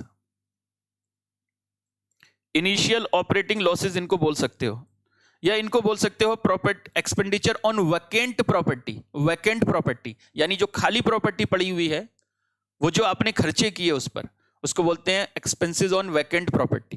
तो ये खर्चे आपको कहां भेजना है? इन खर्चों को आपको प्रॉफिट एंड लॉस अकाउंट में भेजना है, इनको कैपिटलाइज नहीं करना, यानी प्रॉपर्टी की कॉस्ट में ऐड नहीं करना, समझे? और इसके बाद तो जो भी खर्चे होते ही हैं वो रिपेयर एंड मेंटेनेंस के खर्चे होते हैं, वो तो पीएनएल में जाते ही हैं। तो इसका मतलब एसेट को यूजेबल कंडीशन में लाने तक जो भी खर्चे करने पड़ते हैं वो सब के सब एसेट की कॉस्ट में ऐड होते हैं, यानी प्रॉपर्टी की कॉस्ट में ऐड होंगे। उसके बाद आप कोई भी खर्चा करते रहो वो सब के सब आपके प्रॉफिट एंड लॉस अकाउंट में जाएंगे, unless they improve the performance of the asset beyond the standard previously assessed. तो ये हम बाद में बात करेंगे इसकी, जब हम सब्सिक्वेंट एक्सपेंसेस पढ़ेंगे ना उसमें बताऊंगा आपको कि कौन से खर्चे ऐसे हैं जो कैपिटलाइज हो सकते हैं और कौन से खर्चे ऐसे हैं जो पीएनएल में जाते हैं after the asset comes into usable condition. तो इन खर्चों को आपको प्रॉफिट एंड लॉस स्टेटमेंट में भेजना है, इनको प्रॉपर्टी की कॉस्ट में ऐड नहीं करना होता। बताइए, ये बात क्लियर होगी सबको? उम्मीद है ये बात समझ में आ गई होगी। ठीक है, ठीक है सर, आगे बढ़ते हैं। अब आते हैं cost of self constructed property, यानी नंबर 2। लेकिन उससे पहले 1 मिनट, एक आध इस पर क्वेश्चन कर लेते हैं, फिर उसके बाद आगे बढ़ेंगे। एक आध क्वेश्चन पहले कर लेते हैं, आइए जरा। क्वेश्चन से पहले जो हम प्रैक्टिकल क्वेश्चन करेंगे उससे पहले जरा एक ये क्वेश्चन देख लें। Explain the treatment in the following cases. ये क्वेश्चन है, इसमें पूछ रहा है कि क्या क्या ट्रीटमेंट होगा। ये property does it meet definition of investment property, आपको बताना है क्या ये इन्वेस्टमेंट प्रॉपर्टी है या नहीं, और कौन सा इंडियस लगेगा ये बताना है आपको। पहला, property owned by company and lease out under operating lease. हमारी प्रॉपर्टी हमने उसे ऑपरेटिंग लीज पर दे दिया, तो क्या ये इन्वेस्टमेंट प्रॉपर्टी है? यस। कौन सा इंडियस लगेगा? 40 लगेगा। अगर हम जब कभी भी प्रॉपर्टी को ऑपरेटिंग लीज पर देते हैं तो रेंट के लिए ही हम ऑपरेटिंग लीज पर देते हैं, तो प्रॉपर्टी हमारे पास ही रहता है, हमारी बुक्स में रिकॉग्नाइज रहता है, हम उसको क्लासिफाई करते हैं एज इन्वेस्टमेंट प्रॉपर्टी, उसके ऊपर इंडियस 40 लगेगा। जब फाइनेंस लीज पर दे देते हैं तब उसको डीम्ड सेल मान लेते हैं, तो उस केस में इंडियस 116 लगता है और प्रॉपर्टी हमारी बुक से डी रिकॉग्नाइज हो जाती है। ठीक है। Held as right to use asset and lease out under operating lease. मैंने कोई एसेट लीज पर लिया, ठीक है, और फाइनेंस लीज पर लेता हूं जब मैं, तो वो लीज आउट मतलब राइट टू यूज एसेट होती है मेरे लिए। अब मैंने उस प्रॉपर्टी को सब लीज कर दिया, और किस पर सब लीज कर दिया? ऑपरेटिंग लीज पर। तो ये बताया था मैंने आपको, अगर मैंने कोई प्रॉपर्टी लीज पर लिया और उसे फर्दर लीज पर दे दिया और वो लीज ऑपरेटिंग लीज है, तो हमारे लिए वो प्रॉपर्टी इन्वेस्टमेंट प्रॉपर्टी क्लासिफाई की जाती है। ठीक है, तो ये होगा यस, और कौन सा एस इंडियस लगेगा? 40। Held as right to use asset and lease out under finance lease. No, हमने कोई प्रॉपर्टी लिया लीज पर और उसे फर्दर फाइनेंस लीज पर दे दिया, तो हमारी बुक से तो प्रॉपर्टी चली गई, ये डीम्ड सेल हो गया, पहले राइट टू यूज एसेट के तौर पर आपने रिकॉग्नाइज किया होगा और उसी एसेट को आपने बेच दिया एक तरीके से, तो बेच दिया तो एसेट है ही नहीं बुक में, तो इन्वेस्टमेंट प्रॉपर्टी क्लासिफिकेशन भी नहीं होगा और इसके ऊपर इंड AS 116 लगेगा। ठीक है, लीज रेंटल की अकाउंटिंग के लिए इंड AS 116 लगेगा। Property acquired with a view for development and resale, no, इसके ऊपर लगेगा इंड AS 2। आपने प्रॉपर्टी डेवलप की इसको बेचने के लिए, ऑर्डिनरी कोर्स ऑफ बिजनेस में बनाई इसलिए कि हम इसको बेचेंगे, तो इंड AS 2 लगेगा। Property partly owned, occupied and partly lease out under operating lease, अब इसमें डिपेंड करता है सर, डिपेंड करता है मतलब अगर सेपरेटेबल है तो 16 और 40 दोनों लगेगा, अगर सेपरेबल है मतलब लीज आउट पोर्शन सेपरेटली आप बेच सकते हो, सेपरेटली फाइनेंस लीज पर दे सकते हो, तो लीज आउट पोर्शन पर लगेगा 40 और जो बिजनेस में प्रोफेशन में यूज हो रहा है उसके ऊपर लगेगा इंड AS 16। लेकिन अगर सेपरेबल नहीं है तो देखना है इनसिग्निफिकेंट पोर्शन, अगर बिजनेस के लिए यूज हो रहा है तो इन्वेस्टमेंट प्रॉपर्टी मतलब 40 लगेगा और अगर सिग्निफिकेंट पोर्शन बिजनेस के लिए यूज हो रहा है तो इंड AS 16 लगेगा पूरी प्रॉपर्टी के ऊपर। तो ये डिपेंड करता है, तो इसमें 16 लगेगा या फिर 40 लगेगा। ठीक है, 16 और 40। Next, land held for currently undetermined use, investment property है, क्या लगेगा 40, बताया है आपको। Property occupied by employ paying rent at less than market rate, no, investment property नहीं है, इंड AS 16 लगेगा। आपको बताया है अगर वर्कर या एम्प्लॉइज कंपनी की प्रॉपर्टी को यूज कर रहे हैं, चाहे रेंट देते हो ना देते हो, रेंट दे रहे हैं मार्केट पर दे रहे हैं, मार्केट वैल्यू से कम पर दे रहे हैं, कोई इफेक्ट नहीं होता, it is not investment property, it is owner occupied property, इसके ऊपर इंड AS 16 लगेगा। ठीक है, investment property held for sale, no, Ind AS 105 लगेगा। पहले कोई प्रॉपर्टी इन्वेस्टमेंट प्रॉपर्टी थी, अब उसको क्लासिफाई कर दिया आपने held for sale, Ind AS 105 लगेगा। लेकिन हां, अगर आपने अब बिजनेस बना दिया कि ऑर्डिनरी कोर्स ऑफ बिजनेस में बेचने के लिए रखा, अब आपका काम ही है प्रॉपर्टी खरीदना बेचना, मतलब आपने इसको इस तरह क्लासिफाई किया कि अब आपने प्रॉपर्टी डीलर के तौर पर आप बन गए, तो इन दैट केस ये इंड AS 2 लगेगा फिर उसके ऊपर। Existing investment property that is being redeveloped for continued used as investment property, कोई प्रॉपर्टी थी आपके पास इन्वेस्टमेंट प्रॉपर्टी, जैसे कोई लैंड था, अब लैंड को आपने डेवलप कर दिया, उसके ऊपर बिल्डिंग बना दिया, और बिल्डिंग भी इसीलिए बनाया कि इस बिल्डिंग को किराए पर उठाएंगे, ठीक है, कि इन्वेस्टमेंट प्रॉपर्टी के तौर पर ही यूज करना है इसको, तो फिर यस, और इसके ऊपर इंड AS 40 लग जाएगा। ठीक है, इसके ऊपर इंड AS 40 लग जाएगा। ये क्वेश्चन था हमारा, ये स्टडी मॉड्यूल का क्वेश्चन है आपके। चलो जी आगे बढ़ते हैं।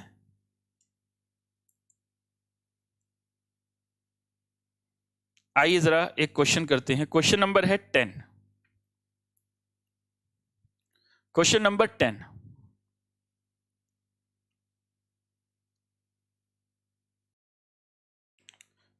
देखो क्वेश्चन नंबर 10 है, शुरू करें। In financial year 2010-11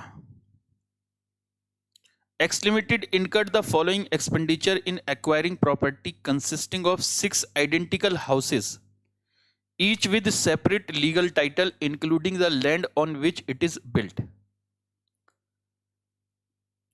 X Limited ने कुछ खर्चे किए 6 आइडेंटिकल हाउसेस पर, और जिनका लीगल टाइटल सेपरेट है, मतलब सेपरेटली आप उसको बेच सकते हो, सेपरेटली फाइनेंस लीज पर दे सकते हो, इंक्लूडिंग लैंड जिस पर ये हाउसेस बन रहे हैं। तो हर प्रॉपर्टी अपने आप में सेपरेट है, यानी एक लैंड था उस पर आपने 6 हाउसेस बनाए, वो 6 हाउसेस अपने आप में सेपरेट थे, एक एक हाउसेस अपने आप में सेपरेट था, उसका लीगल टाइटल आप ट्रांसफर कर सकते हो किसी को भी, उसको फाइनेंस लीज पर दे सकते हो किसी को भी। ठीक है,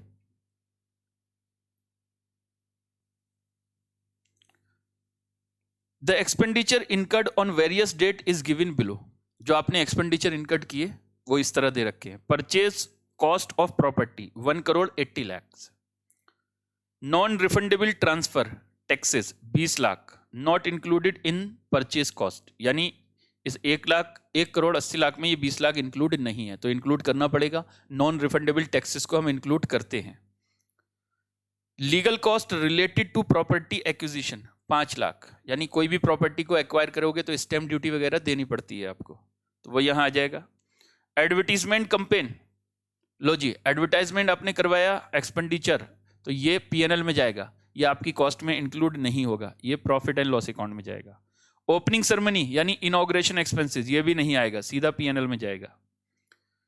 ठीक है, throughout 2011-12 incurred 1 lakh toward day to day repair maintenance and other administrative expenses, ये भी प्रॉपर्टी की कॉस्ट में नहीं जाएगा, पीएनएल में जाएगा। ठीक है, तो ऊपर के 3 खर्चे हैं जो आपकी प्रॉपर्टी की कॉस्ट का पार्ट होगा।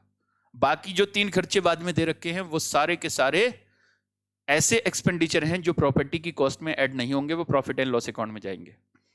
X limited uses one of the 6 houses for office and accommodation for its few staffs, the other 5 houses are rented to various independent third parties. ठीक है, एक हाउस इन्होंने अपने पास रख लिया, जो इनका एडमिन स्टाफ है वो यूज करेगा, बाकी 5 हाउसेस को इन्होंने रेंट पर दे दिया। How x limited will account for all the above mention expenses in the books of account. ठीक है, कैसे इसको बुक करेगा। पहली बात तो देखो, हर हाउस एक दूसरे से अलग है, तो सेपरेट प्रॉपर्टी है।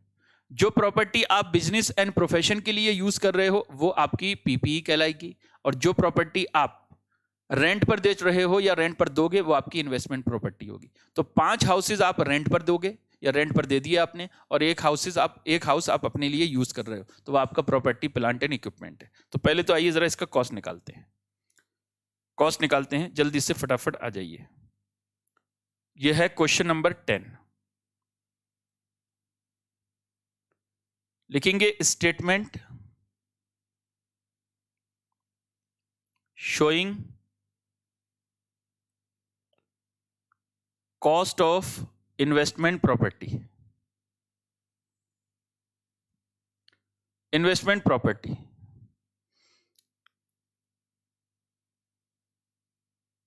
परचेस प्राइस 1,80,00,000 जो आपको दे रखा है, ठीक है, plus non refundable taxes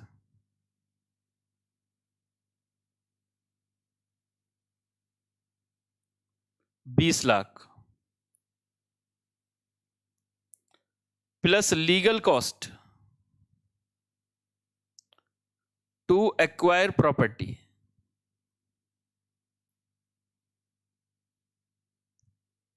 5 lakh. बस यही 3 कॉस्ट हैं जो कॉस्ट में ऐड होगी। बाकी एडवर्टीजमेंट हो गया, इनॉग्रेशन एक्सपेंसेस हो गया यानी ओपनिंग सेरेमनी पर, और जो आपने नॉर्मल रिपेयर मेंटेनेंस करवाया पूरे साल, वो सब का सब प्रॉफिट एंड लॉस अकाउंट में जाएगा। ये आएगा total cost of investment property, ये हो गया 2,05,00,000। इसको ऐड करिए 2,05,00,000।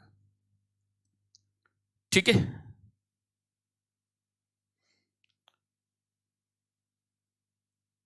ये कॉस्ट ऑफ इन्वेस्टमेंट प्रॉपर्टी नहीं है, ये है cost of property, cost of property. अब इसमें cost of investment property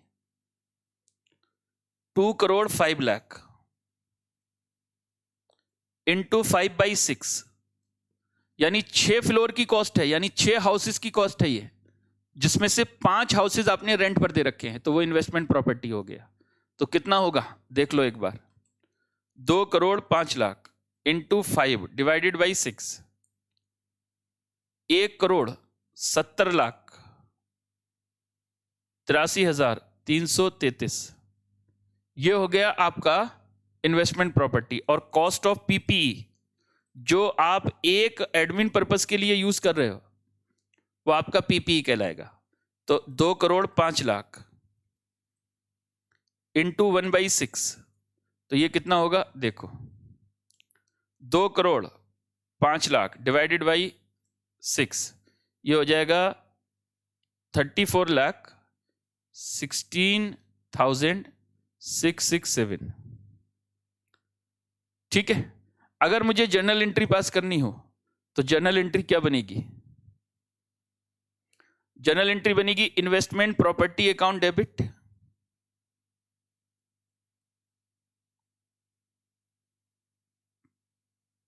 investment property account debit 1,70,83,333। फिर property plant and equipment debit 34,16,667 और to bank 2,05,00,000। Being property acquired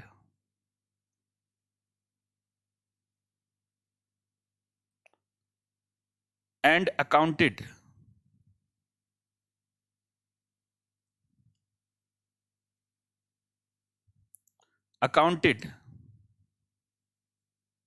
as per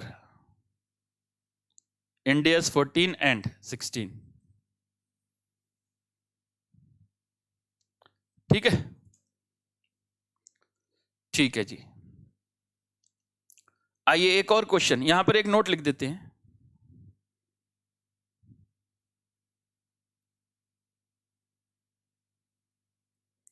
advertisement expenses, opening ceremony expenses,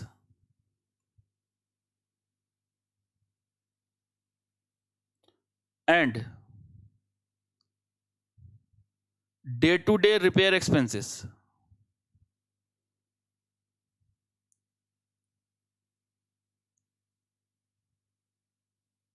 are not part of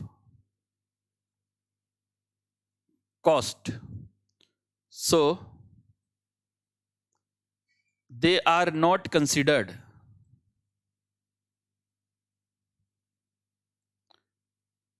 for calculation of cost of property।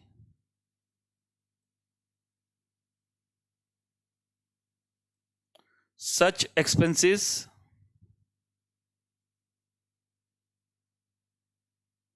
are charged to profit and loss statement। ठीक है, ऐसे expenses को profit and loss statement में charge कर दिया जाएगा।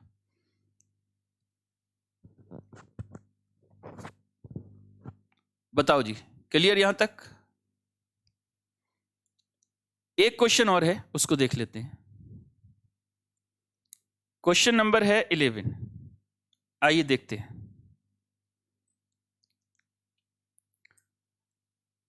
नटरावटी limited purchase a commercial office space as an investment property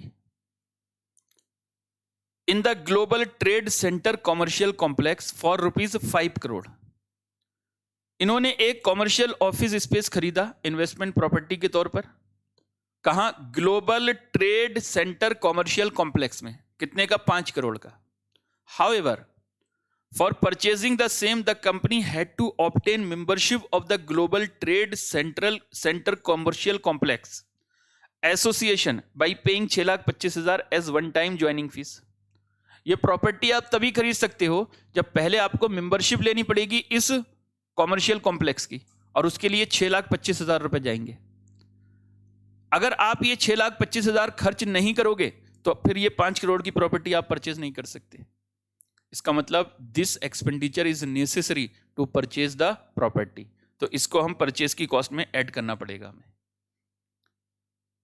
this is the fee which is necessary to bring the asset into present location and condition, to bring the asset into usable condition. अगर आपने ये membership नहीं ली तो फिर आप property भी नहीं खरीद सकते। समझे? तो ये अनअवॉइडेबल एक्सपेंसेस है और वन टाइम है, तो इसको आपको क्या करना पड़ेगा? इस प्रॉपर्टी की कॉस्ट में ऐड करना पड़ेगा। लिखवाया था ना मैंने कि expenses necessary to bring the asset into usable condition. तो 6,25,000 आपकी एसेट की कॉस्ट का पार्ट होगा। Natravati limited want to write off one time joining fee paid as an expenses under membership and subscription charges and value the investment property at 5 crore. Advise कहते हैं कि ये जो 6,25,000 का इन्होंने कॉस्ट पे किया है ना, इसको ये पीएनएल में चार्ज करना चाहते हैं और सब्सक्रिप्शन और जो मेंबरशिप एक्सपेंसेस होते हैं उसमें डालना चाहते हैं, समझे? और इन्वेस्टमेंट प्रॉपर्टी को 5 करोड़ रुपए में रिकॉग्नाइज करना चाहते हैं। एडवाइस दीजिए, क्या ये सही है? बिल्कुल गलत। Any expenditure incurred which is necessary to purchase the asset, to bring the asset into usable condition, to bring the asset into present location and condition as intended by the management, वो सारे के सारे खर्चे उस asset की cost में add किए जाते हैं। तो ये जो ज्वाइनिंग फीस है, ये जो मेंबरशिप फी है, this is necessary to purchase the asset and this is one time fees, so it is necessary to purchase the asset, so it will be included in the cost of investment property. समझे? तो जो investment property होगी वो 5,06,25,000 होगी, 5 करोड़ नहीं होगी। इसके अलावा would your answer change if the office space was purchase with an intention of using it as an administrative centre of the company? Difference सिर्फ ट्रीटमेंट क्लासिफिकेशन में होगा, कॉस्ट तो यही आएगी, लेकिन क्लासिफिकेशन में फिर वो पीपीई बन जाएगा, प्रॉपर्टी प्लांट एंड इक्विपमेंट का पार्ट होगा, इन्वेस्टमेंट प्रॉपर्टी नहीं होगा। अगर आप एडमिनिस्ट्रेटिव सेंटर के तौर पर इसको यूज करना चाहते हो, in that case it will be classified as PP, owner occupied property कहलाएगा, फिर ये इन्वेस्टमेंट प्रॉपर्टी नहीं कहलाएगा, लेकिन कॉस्ट अब भी यही रहेगा। ठीक है, कॉस्ट अब भी यही रहेगा।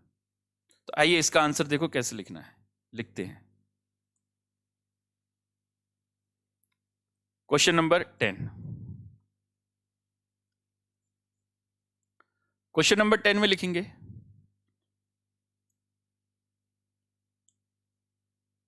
any expenses incurred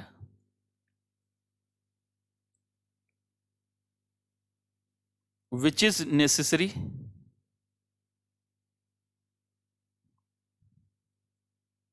either to purchase the property or to bring the property into usable condition or situation as intended by management।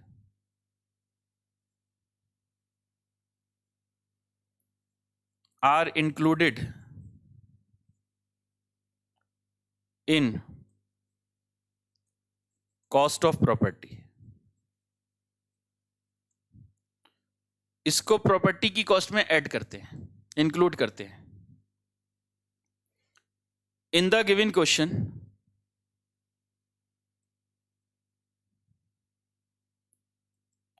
Company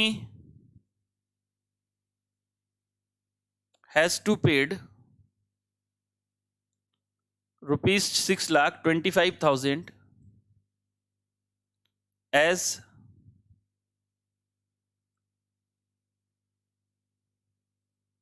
membership fee, then only it can purchase that property, and such fee is one time, so this is necessary expenses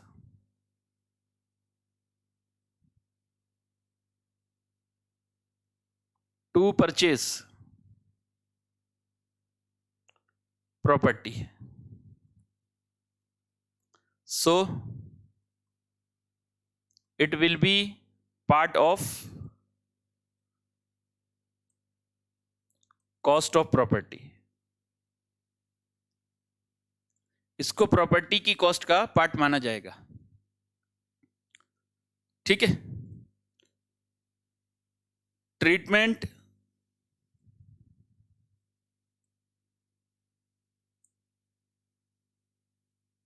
done by management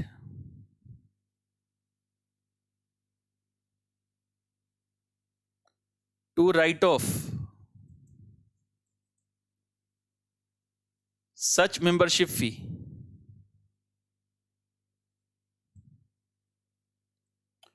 to profit and loss is not correct.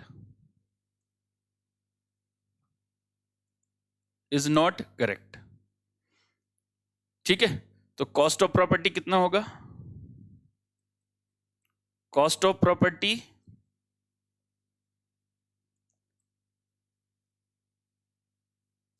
is calculated as under purchase cost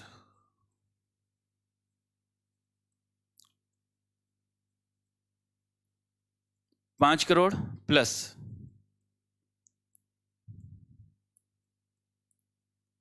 membership fees for joining complex 6 crore 6,25,000 sorry, ये होगा total cost. 5 crore 6,25,000 5 crore 6,25,000 ठीक है, 5 crore 6,25,000। आगे, if entity want to use such property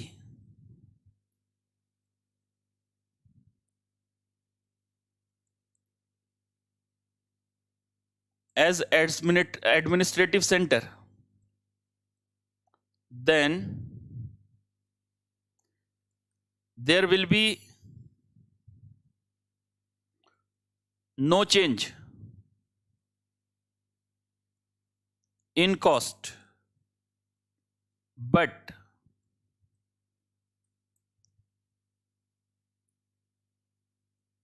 property will be classified as property, plant and equipment, and will be covered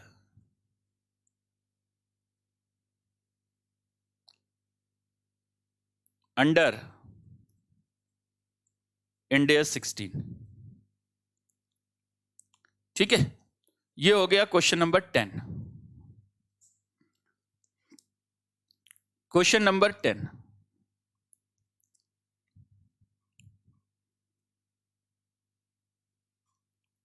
बताइए जी। उम्मीद है ये बात क्लियर हो गई होगी सबको।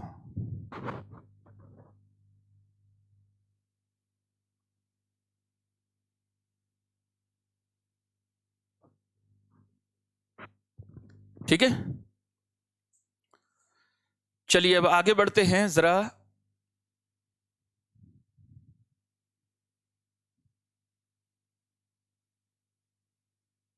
सेकंड पार्ट पढ़ते हैं, यानी पार्ट 1 का second part.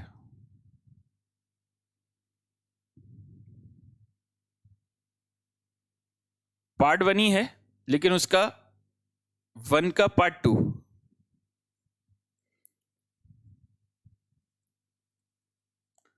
Property is purchased, but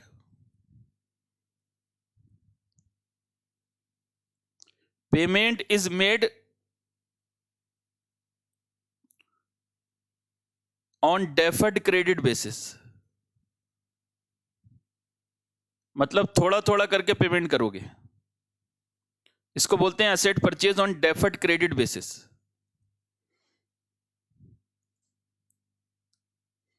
deferred credit basis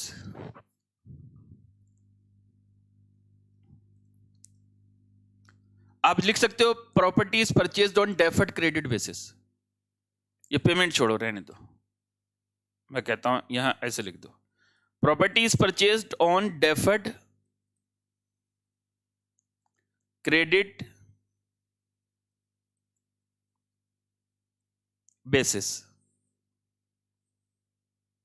deferred credit basis. ठीक है,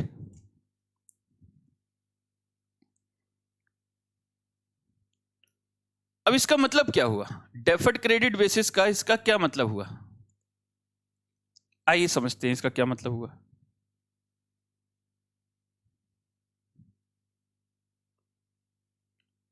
आपको एक बिल्डिंग खरीदनी है, आप बिल्डिंग खरीदने गए, बिल्डिंग की कीमत है 50 लाख रुपए। आज 50 लाख रुपए दो, बिल्डिंग आपके नाम में ट्रांसफर हो जाएगी, बात खत्म। जो वेंडर था, बिल्डिंग बेचने वाला, उससे आपने कहा भाई देखो मैं तुमको 5 लाख रुपए आज दे दूंगा, यानी आज है जीरो टाइम, तो आज मैं तुमको 5 लाख दे दूंगा। उसके बाद में मैं तुमको पहले साल के एंड में 10 लाख रुपए दूंगा, और बाकी जो बचा, कितना बचा, 35 लाख, वो मैं सेकेंड ईयर के एंड में दूंगा। इस तरह पैसे दूंगा। वेंडर कहता है देखो भाई, अगर तुम आज 50 लाख रुपए देते हो तो मैं आपको प्रॉपर्टी बेचूंगा, लेकिन अगर आप इंस्टॉलमेंट में यानी थोड़ा थोड़ा करके पेमेंट कर रहे हो, 5 लाख आज, फिर 10 लाख, फिर 35 लाख, तो ये भी तो 50 लाख होता है, ये भी तो 50 लाख होता है। वो कहता है फिर मेरे को फायदा क्या है? मैं आज भी तुमको पैसे 50 लाख देकर प्रॉपर्टी दूंगा, और फिर जब आप तुम मेरे को धीरे धीरे पेमेंट करोगे तब भी मैं आपको 50 लाख में प्रॉपर्टी दे दूं, तो मेरे को क्या फायदा? तो हमने कहा देखो भाई, पेमेंट तो धीरे धीरे ही करेंगे, अब तुम बताओ क्या करना है। तो वह कहता है ठीक है, तुम ये वाला जो अमाउंट दोगे ना, ये जो पेमेंट करोगे, यानी पहले तुम आज 5 लाख दे दो,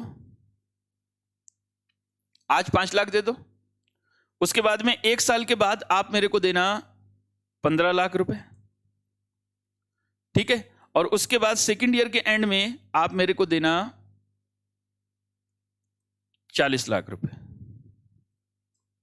40 लाख रुपए, ठीक है, 40 लाख रुपए देना।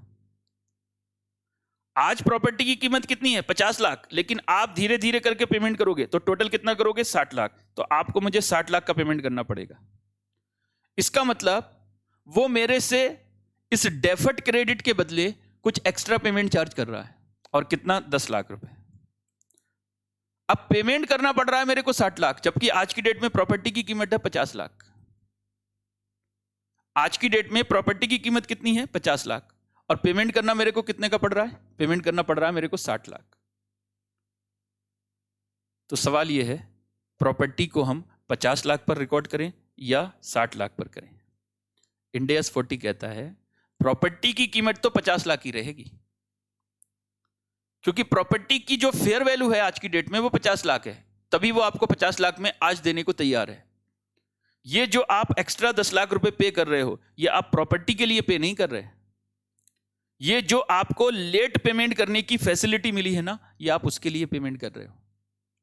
10 लाख रुपए जो आप एक्स्ट्रा देने के लिए तैयार हो, वो किस लिए देने के लिए तैयार हो? क्योंकि आपको क्रेडिट पेमेंट की फैसिलिटी मिली है, आपको डेफर्ड पेमेंट की फैसिलिटी मिली है। वैसे आपको 50 लाख आज देना पड़ते, लेकिन आप 5 लाख अभी दे रहे हो, फिर आप 10-15 लाख बाद में दोगे, फिर 40 लाख बाद में दोगे, यानी 3 बार में आपको फैसिलिटी मिली है पेमेंट करने की। तो ये फैसिलिटी आपको फ्री में नहीं मिली।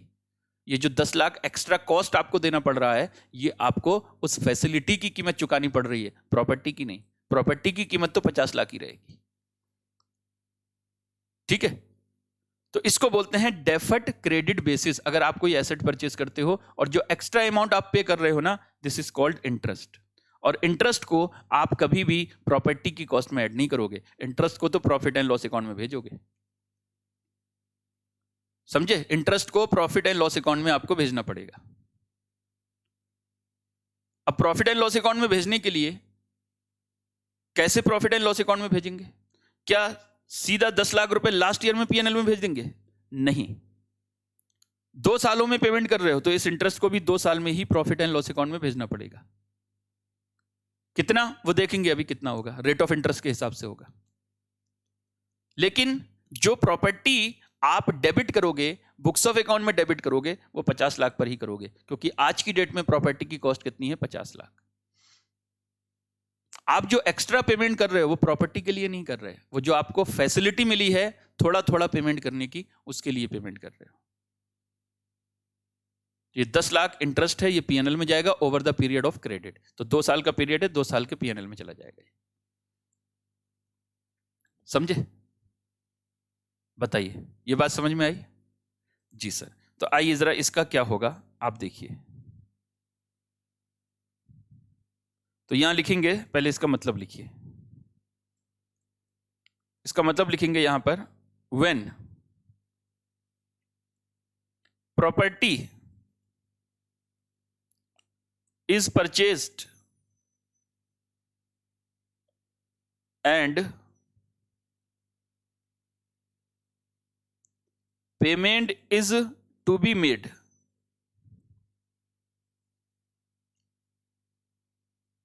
in installment,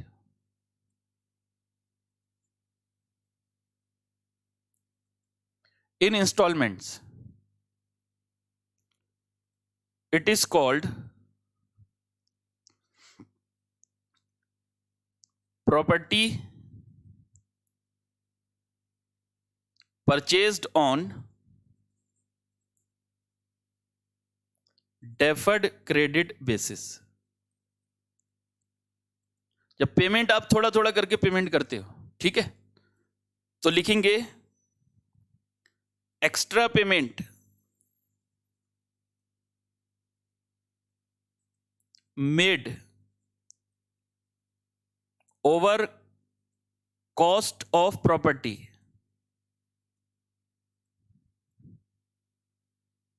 will be treated as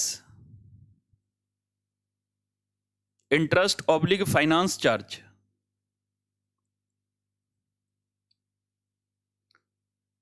and allocated and charged to P&L account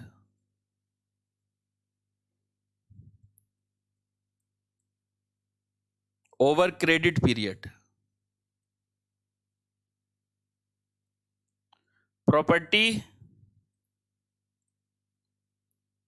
will be recognized in books at cost price only।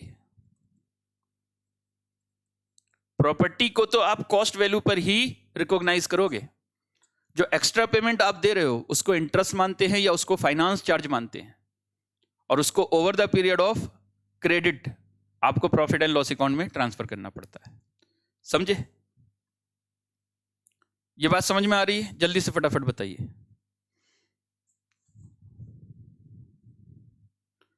अब यहां पर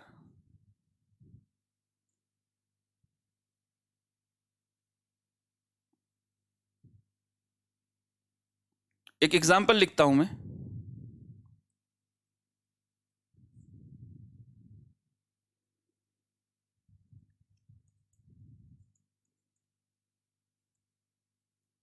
cost of property purchased 50 lakhs,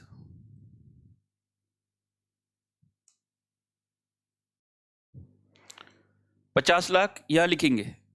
date लिख दीजिए 1 जनवरी 2021। पेमेंट ऑन 1/1/2021 को 5 लाख। फिर यहां लिखेंगे पेमेंट ऑन 31 दिसंबर 2021 को 20 लाख।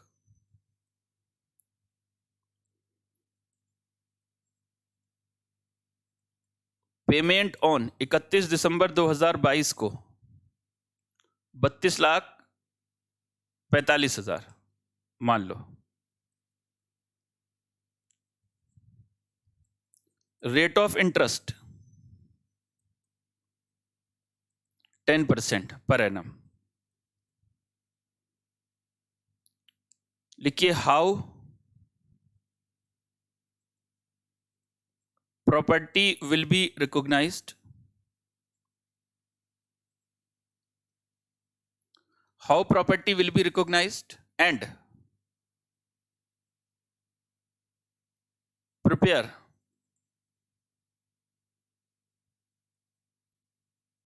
Payable account. पेबिल का मतलब जो वेंडर है जिसको पेमेंट करना है वो अकाउंट बनाइए. ठीक है, देखो सबसे पहले तो प्रॉपर्टी किस वैल्यू पर रिकॉग्नाइज होगी? 50 लाख पर. 50 लाख पर रिकॉग्नाइज होगी. जबकि आप पेमेंट देखो कितना कर रहे हो, पेमेंट कर रहे हो 57,45,000. तो आप 7.5 लाख रुपए एक्स्ट्रा पे कर रहे हो. वो आपका क्या है? वो आपका कहलाएगा इंटरेस्ट एक्सपेंसेस. और इंटरेस्ट को ओवर द पीरियड आपको प्रॉफिट एंड लॉस अकाउंट में चार्ज करना पड़ेगा. तो कैसे इसका ट्रीटमेंट होगा जरा देखो. यहां लिखेंगे solution. Property will be recognised at ₹50 lakh, जो इसका आज की डेट में कॉस्ट है. ठीक है, तो जो जर्नल एंट्री बनेगी वो क्या बनेगी? Investment property account debit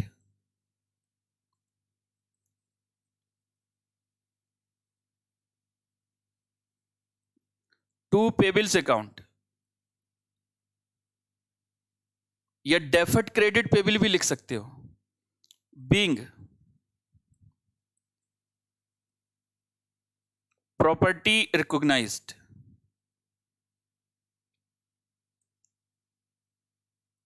eight cost. कितना? 50 लाख. अब देखिए मैं पेबिल अकाउंट बनाकर दिखाऊंगा आपको. पेबिल अकाउंट, और पेबिल अकाउंट कैसे बनेगा वो देखो. फिर मैं आपको एंट्री भी बता दूंगा आपको कि एंट्री कैसे बनेंगी.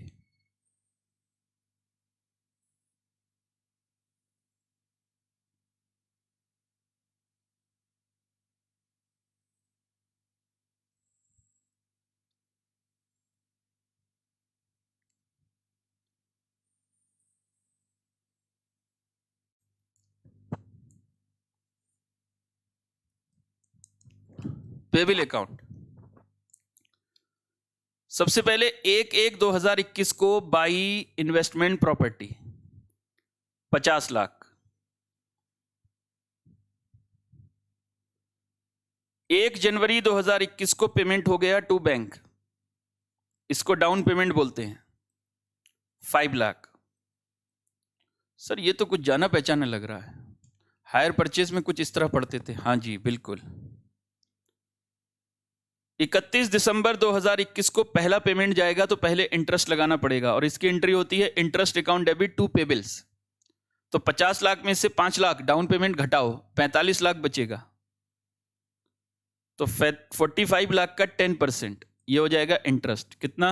4.5 लाख. और अब यहां पर निकालोगे टू बैलेंस सीडी.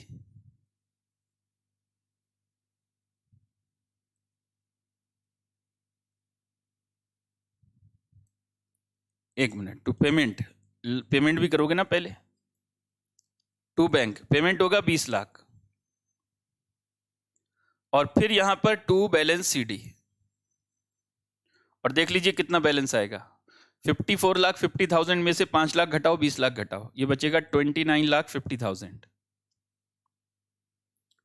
1/1/2022 को इसको इधर उठाकर लाएंगे बाई बैलेंस बीडी 29,50,000. 31 दिसंबर 2022 को आप ऐसा करो, लास्ट पेमेंट जो होता है ना उसको यहां पर टू बैंक करके लिख दो. कितना है? 32,45,000. जो डिफरेंस होगा लास्ट पेमेंट में वही इंटरेस्ट होगा. और अगर इंटरेस्ट का रेट जो है ना वो इंप्लिसिट रेट ऑफ रिटर्न है, समझे? इंप्लिसिट रेट ऑफ रिटर्न मतलब इनफ्लो इक्वल टू आउटफ्लो या आउटफ्लो इक्वल टू इनफ्लो. अगर ये दोनों बराबर बराबर हैं तो बिल्कुल इंटरेस्ट एग्जैक्ट आएगा. थोड़ा बहुत फर्क रह जाए तो रह जाए. तो यहां पर देखिए बाई इंटरेस्ट, तो देखो डिफरेंस क्या आएगा. 2,95,000 आएगा. तो 2,95,000 अगर 29,50,000 पर कैलकुलेट करोगे तो देखिए यही होगा. 29,50,000 का 10% कैलकुलेट करोगे तो यही होगा। लेकिन आप हमेशा बैलेंसिंग फिगर ही निकालना।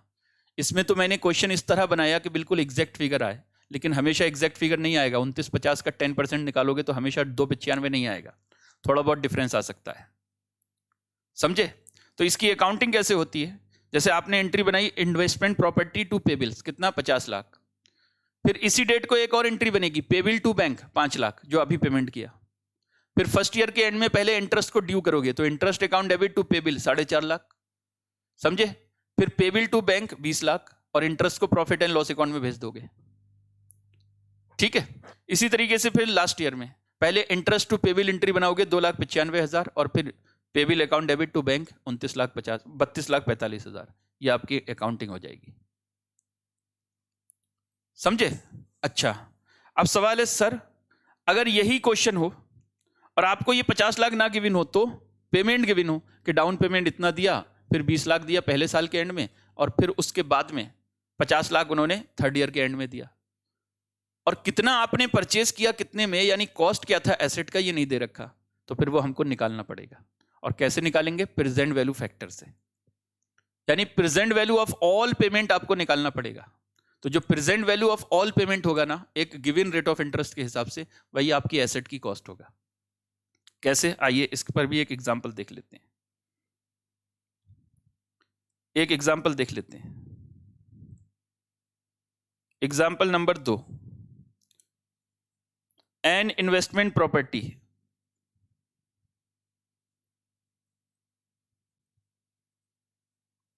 is purchased on 1/4/2021 and payment made as under।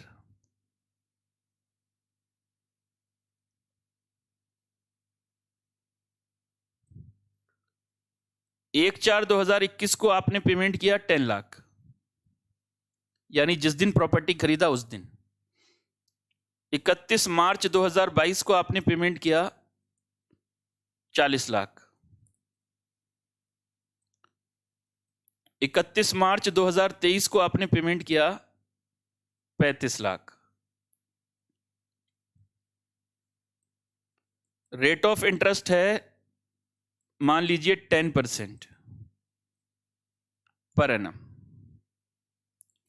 Calculate cost of property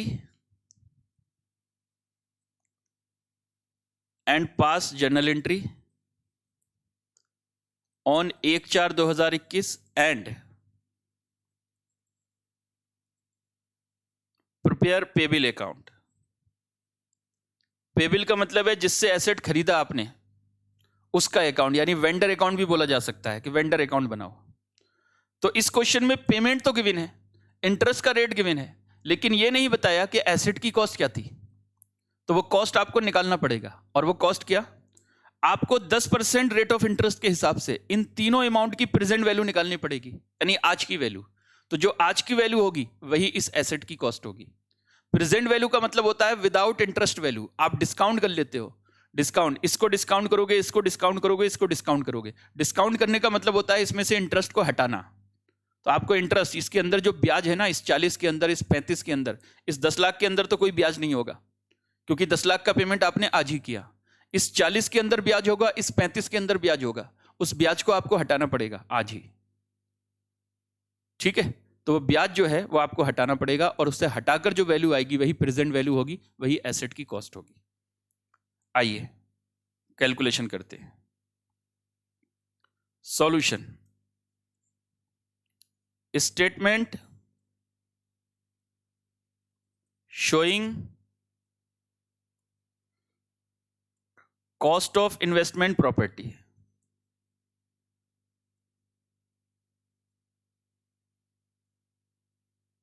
investment property की कॉस्ट निकालनी है,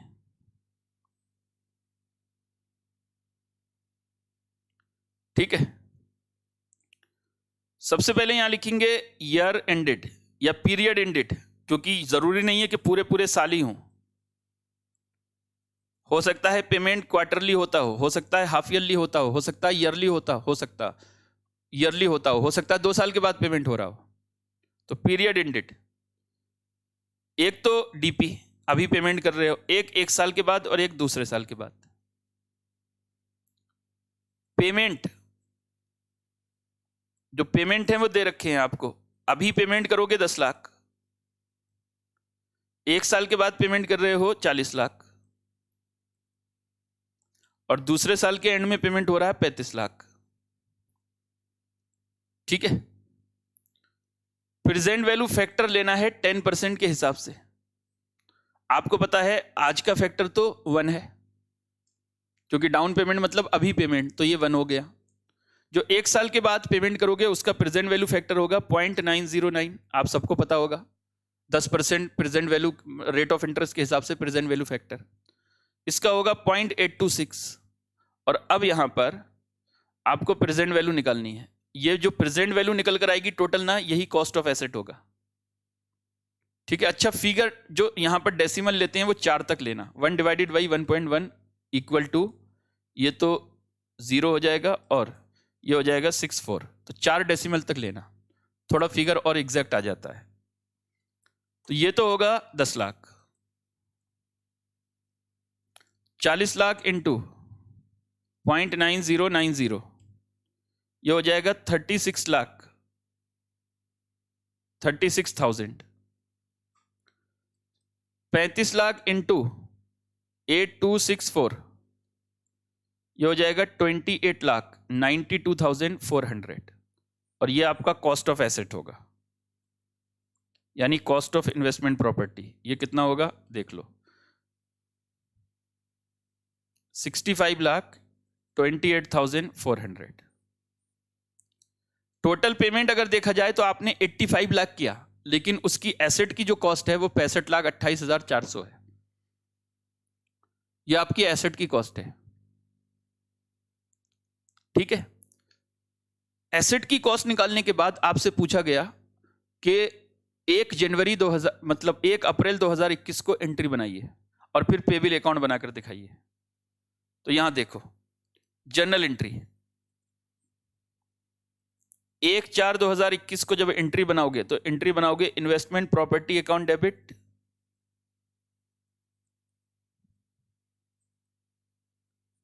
to payables being investment property recognized,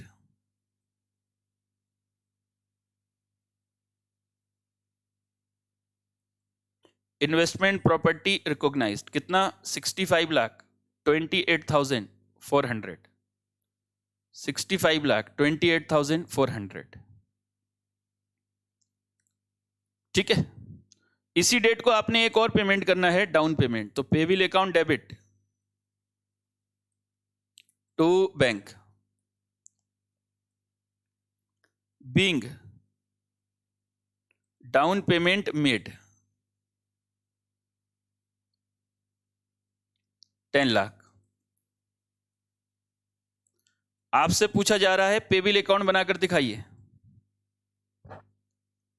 payable account बनाकर दिखाइए। आइए पेबिल अकाउंट बनाते हैं।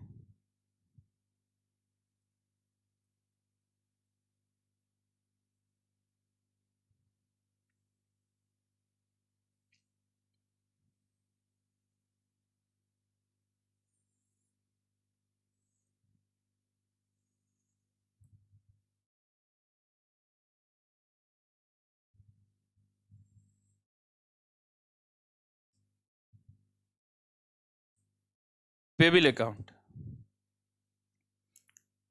1/4/2021 बाई इन्वेस्टमेंट प्रॉपर्टी 65,28,400, 1/4/2021 को डाउन पेमेंट किया टू बैंक 10 लाख। ठीक है।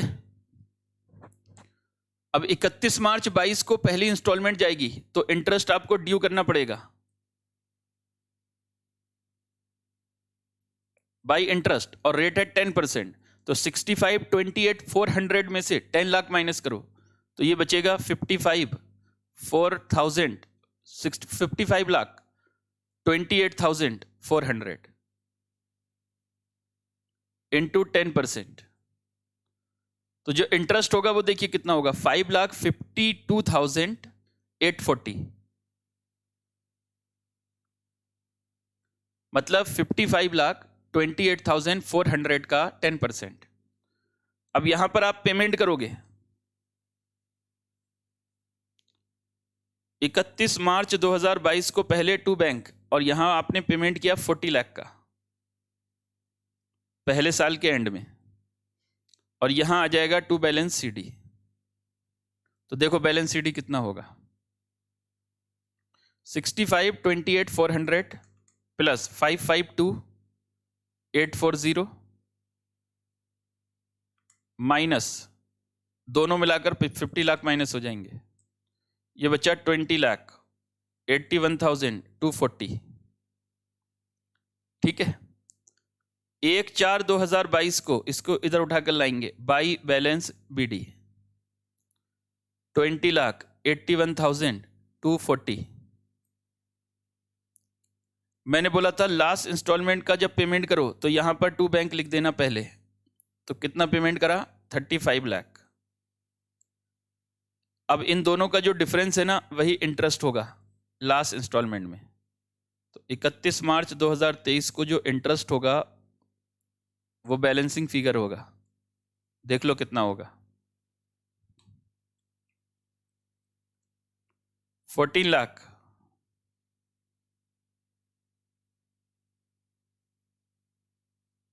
18,760, यही होगा ना।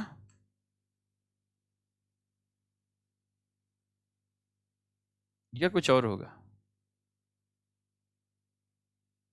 एक मिनट, 65 28,400 पहले इंस्टॉलमेंट 40 की थी ना,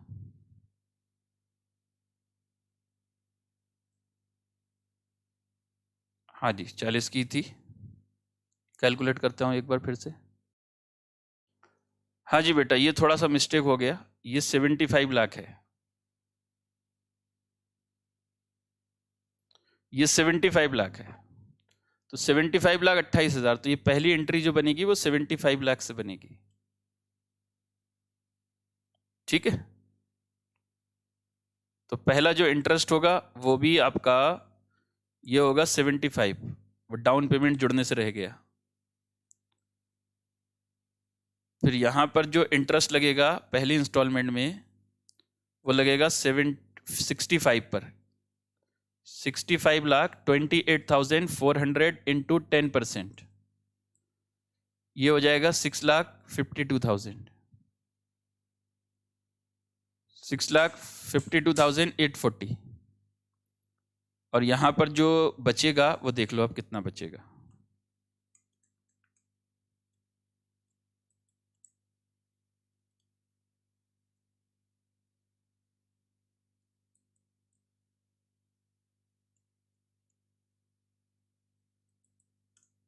ये बचेगा 31,81,240, 31,81,240। अब जो डिफरेंस होगा वो देखो इंटरेस्ट कितना होगा, 3,18,760 रुपए। लो जी ये इंटरेस्ट का डिफरेंस हो जाएगा, वो 10 लाख जुड़ने से रह गया, उसकी वजह से गड़बड़ हो गया। ठीक है, तो यहां पर देखो अगर 10% इंटरेस्ट निकालोगे तो 3,18,124 आ रहा है, जबकि हमारा आया 3,18,760। तो इसलिए डिफरेंस लिया करो हमेशा लास्ट इंस्टॉलमेंट में, समझे? बोलो बच्चों। तो चलिए आज इतना ही करते हैं, नेक्स्ट क्लास में इसके आगे से कंटिन्यू करेंगे। इसके आगे के 1-2 क्वेश्चन हैं, आप लोग देख लेना, ठीक है, खुद कर लेना और इसको अच्छे से रिवाइज कर लेना। फिर अगली क्लास में कंटिन्यू करेंगे इस इंडियस को। चलिए, thank you very much, bye bye.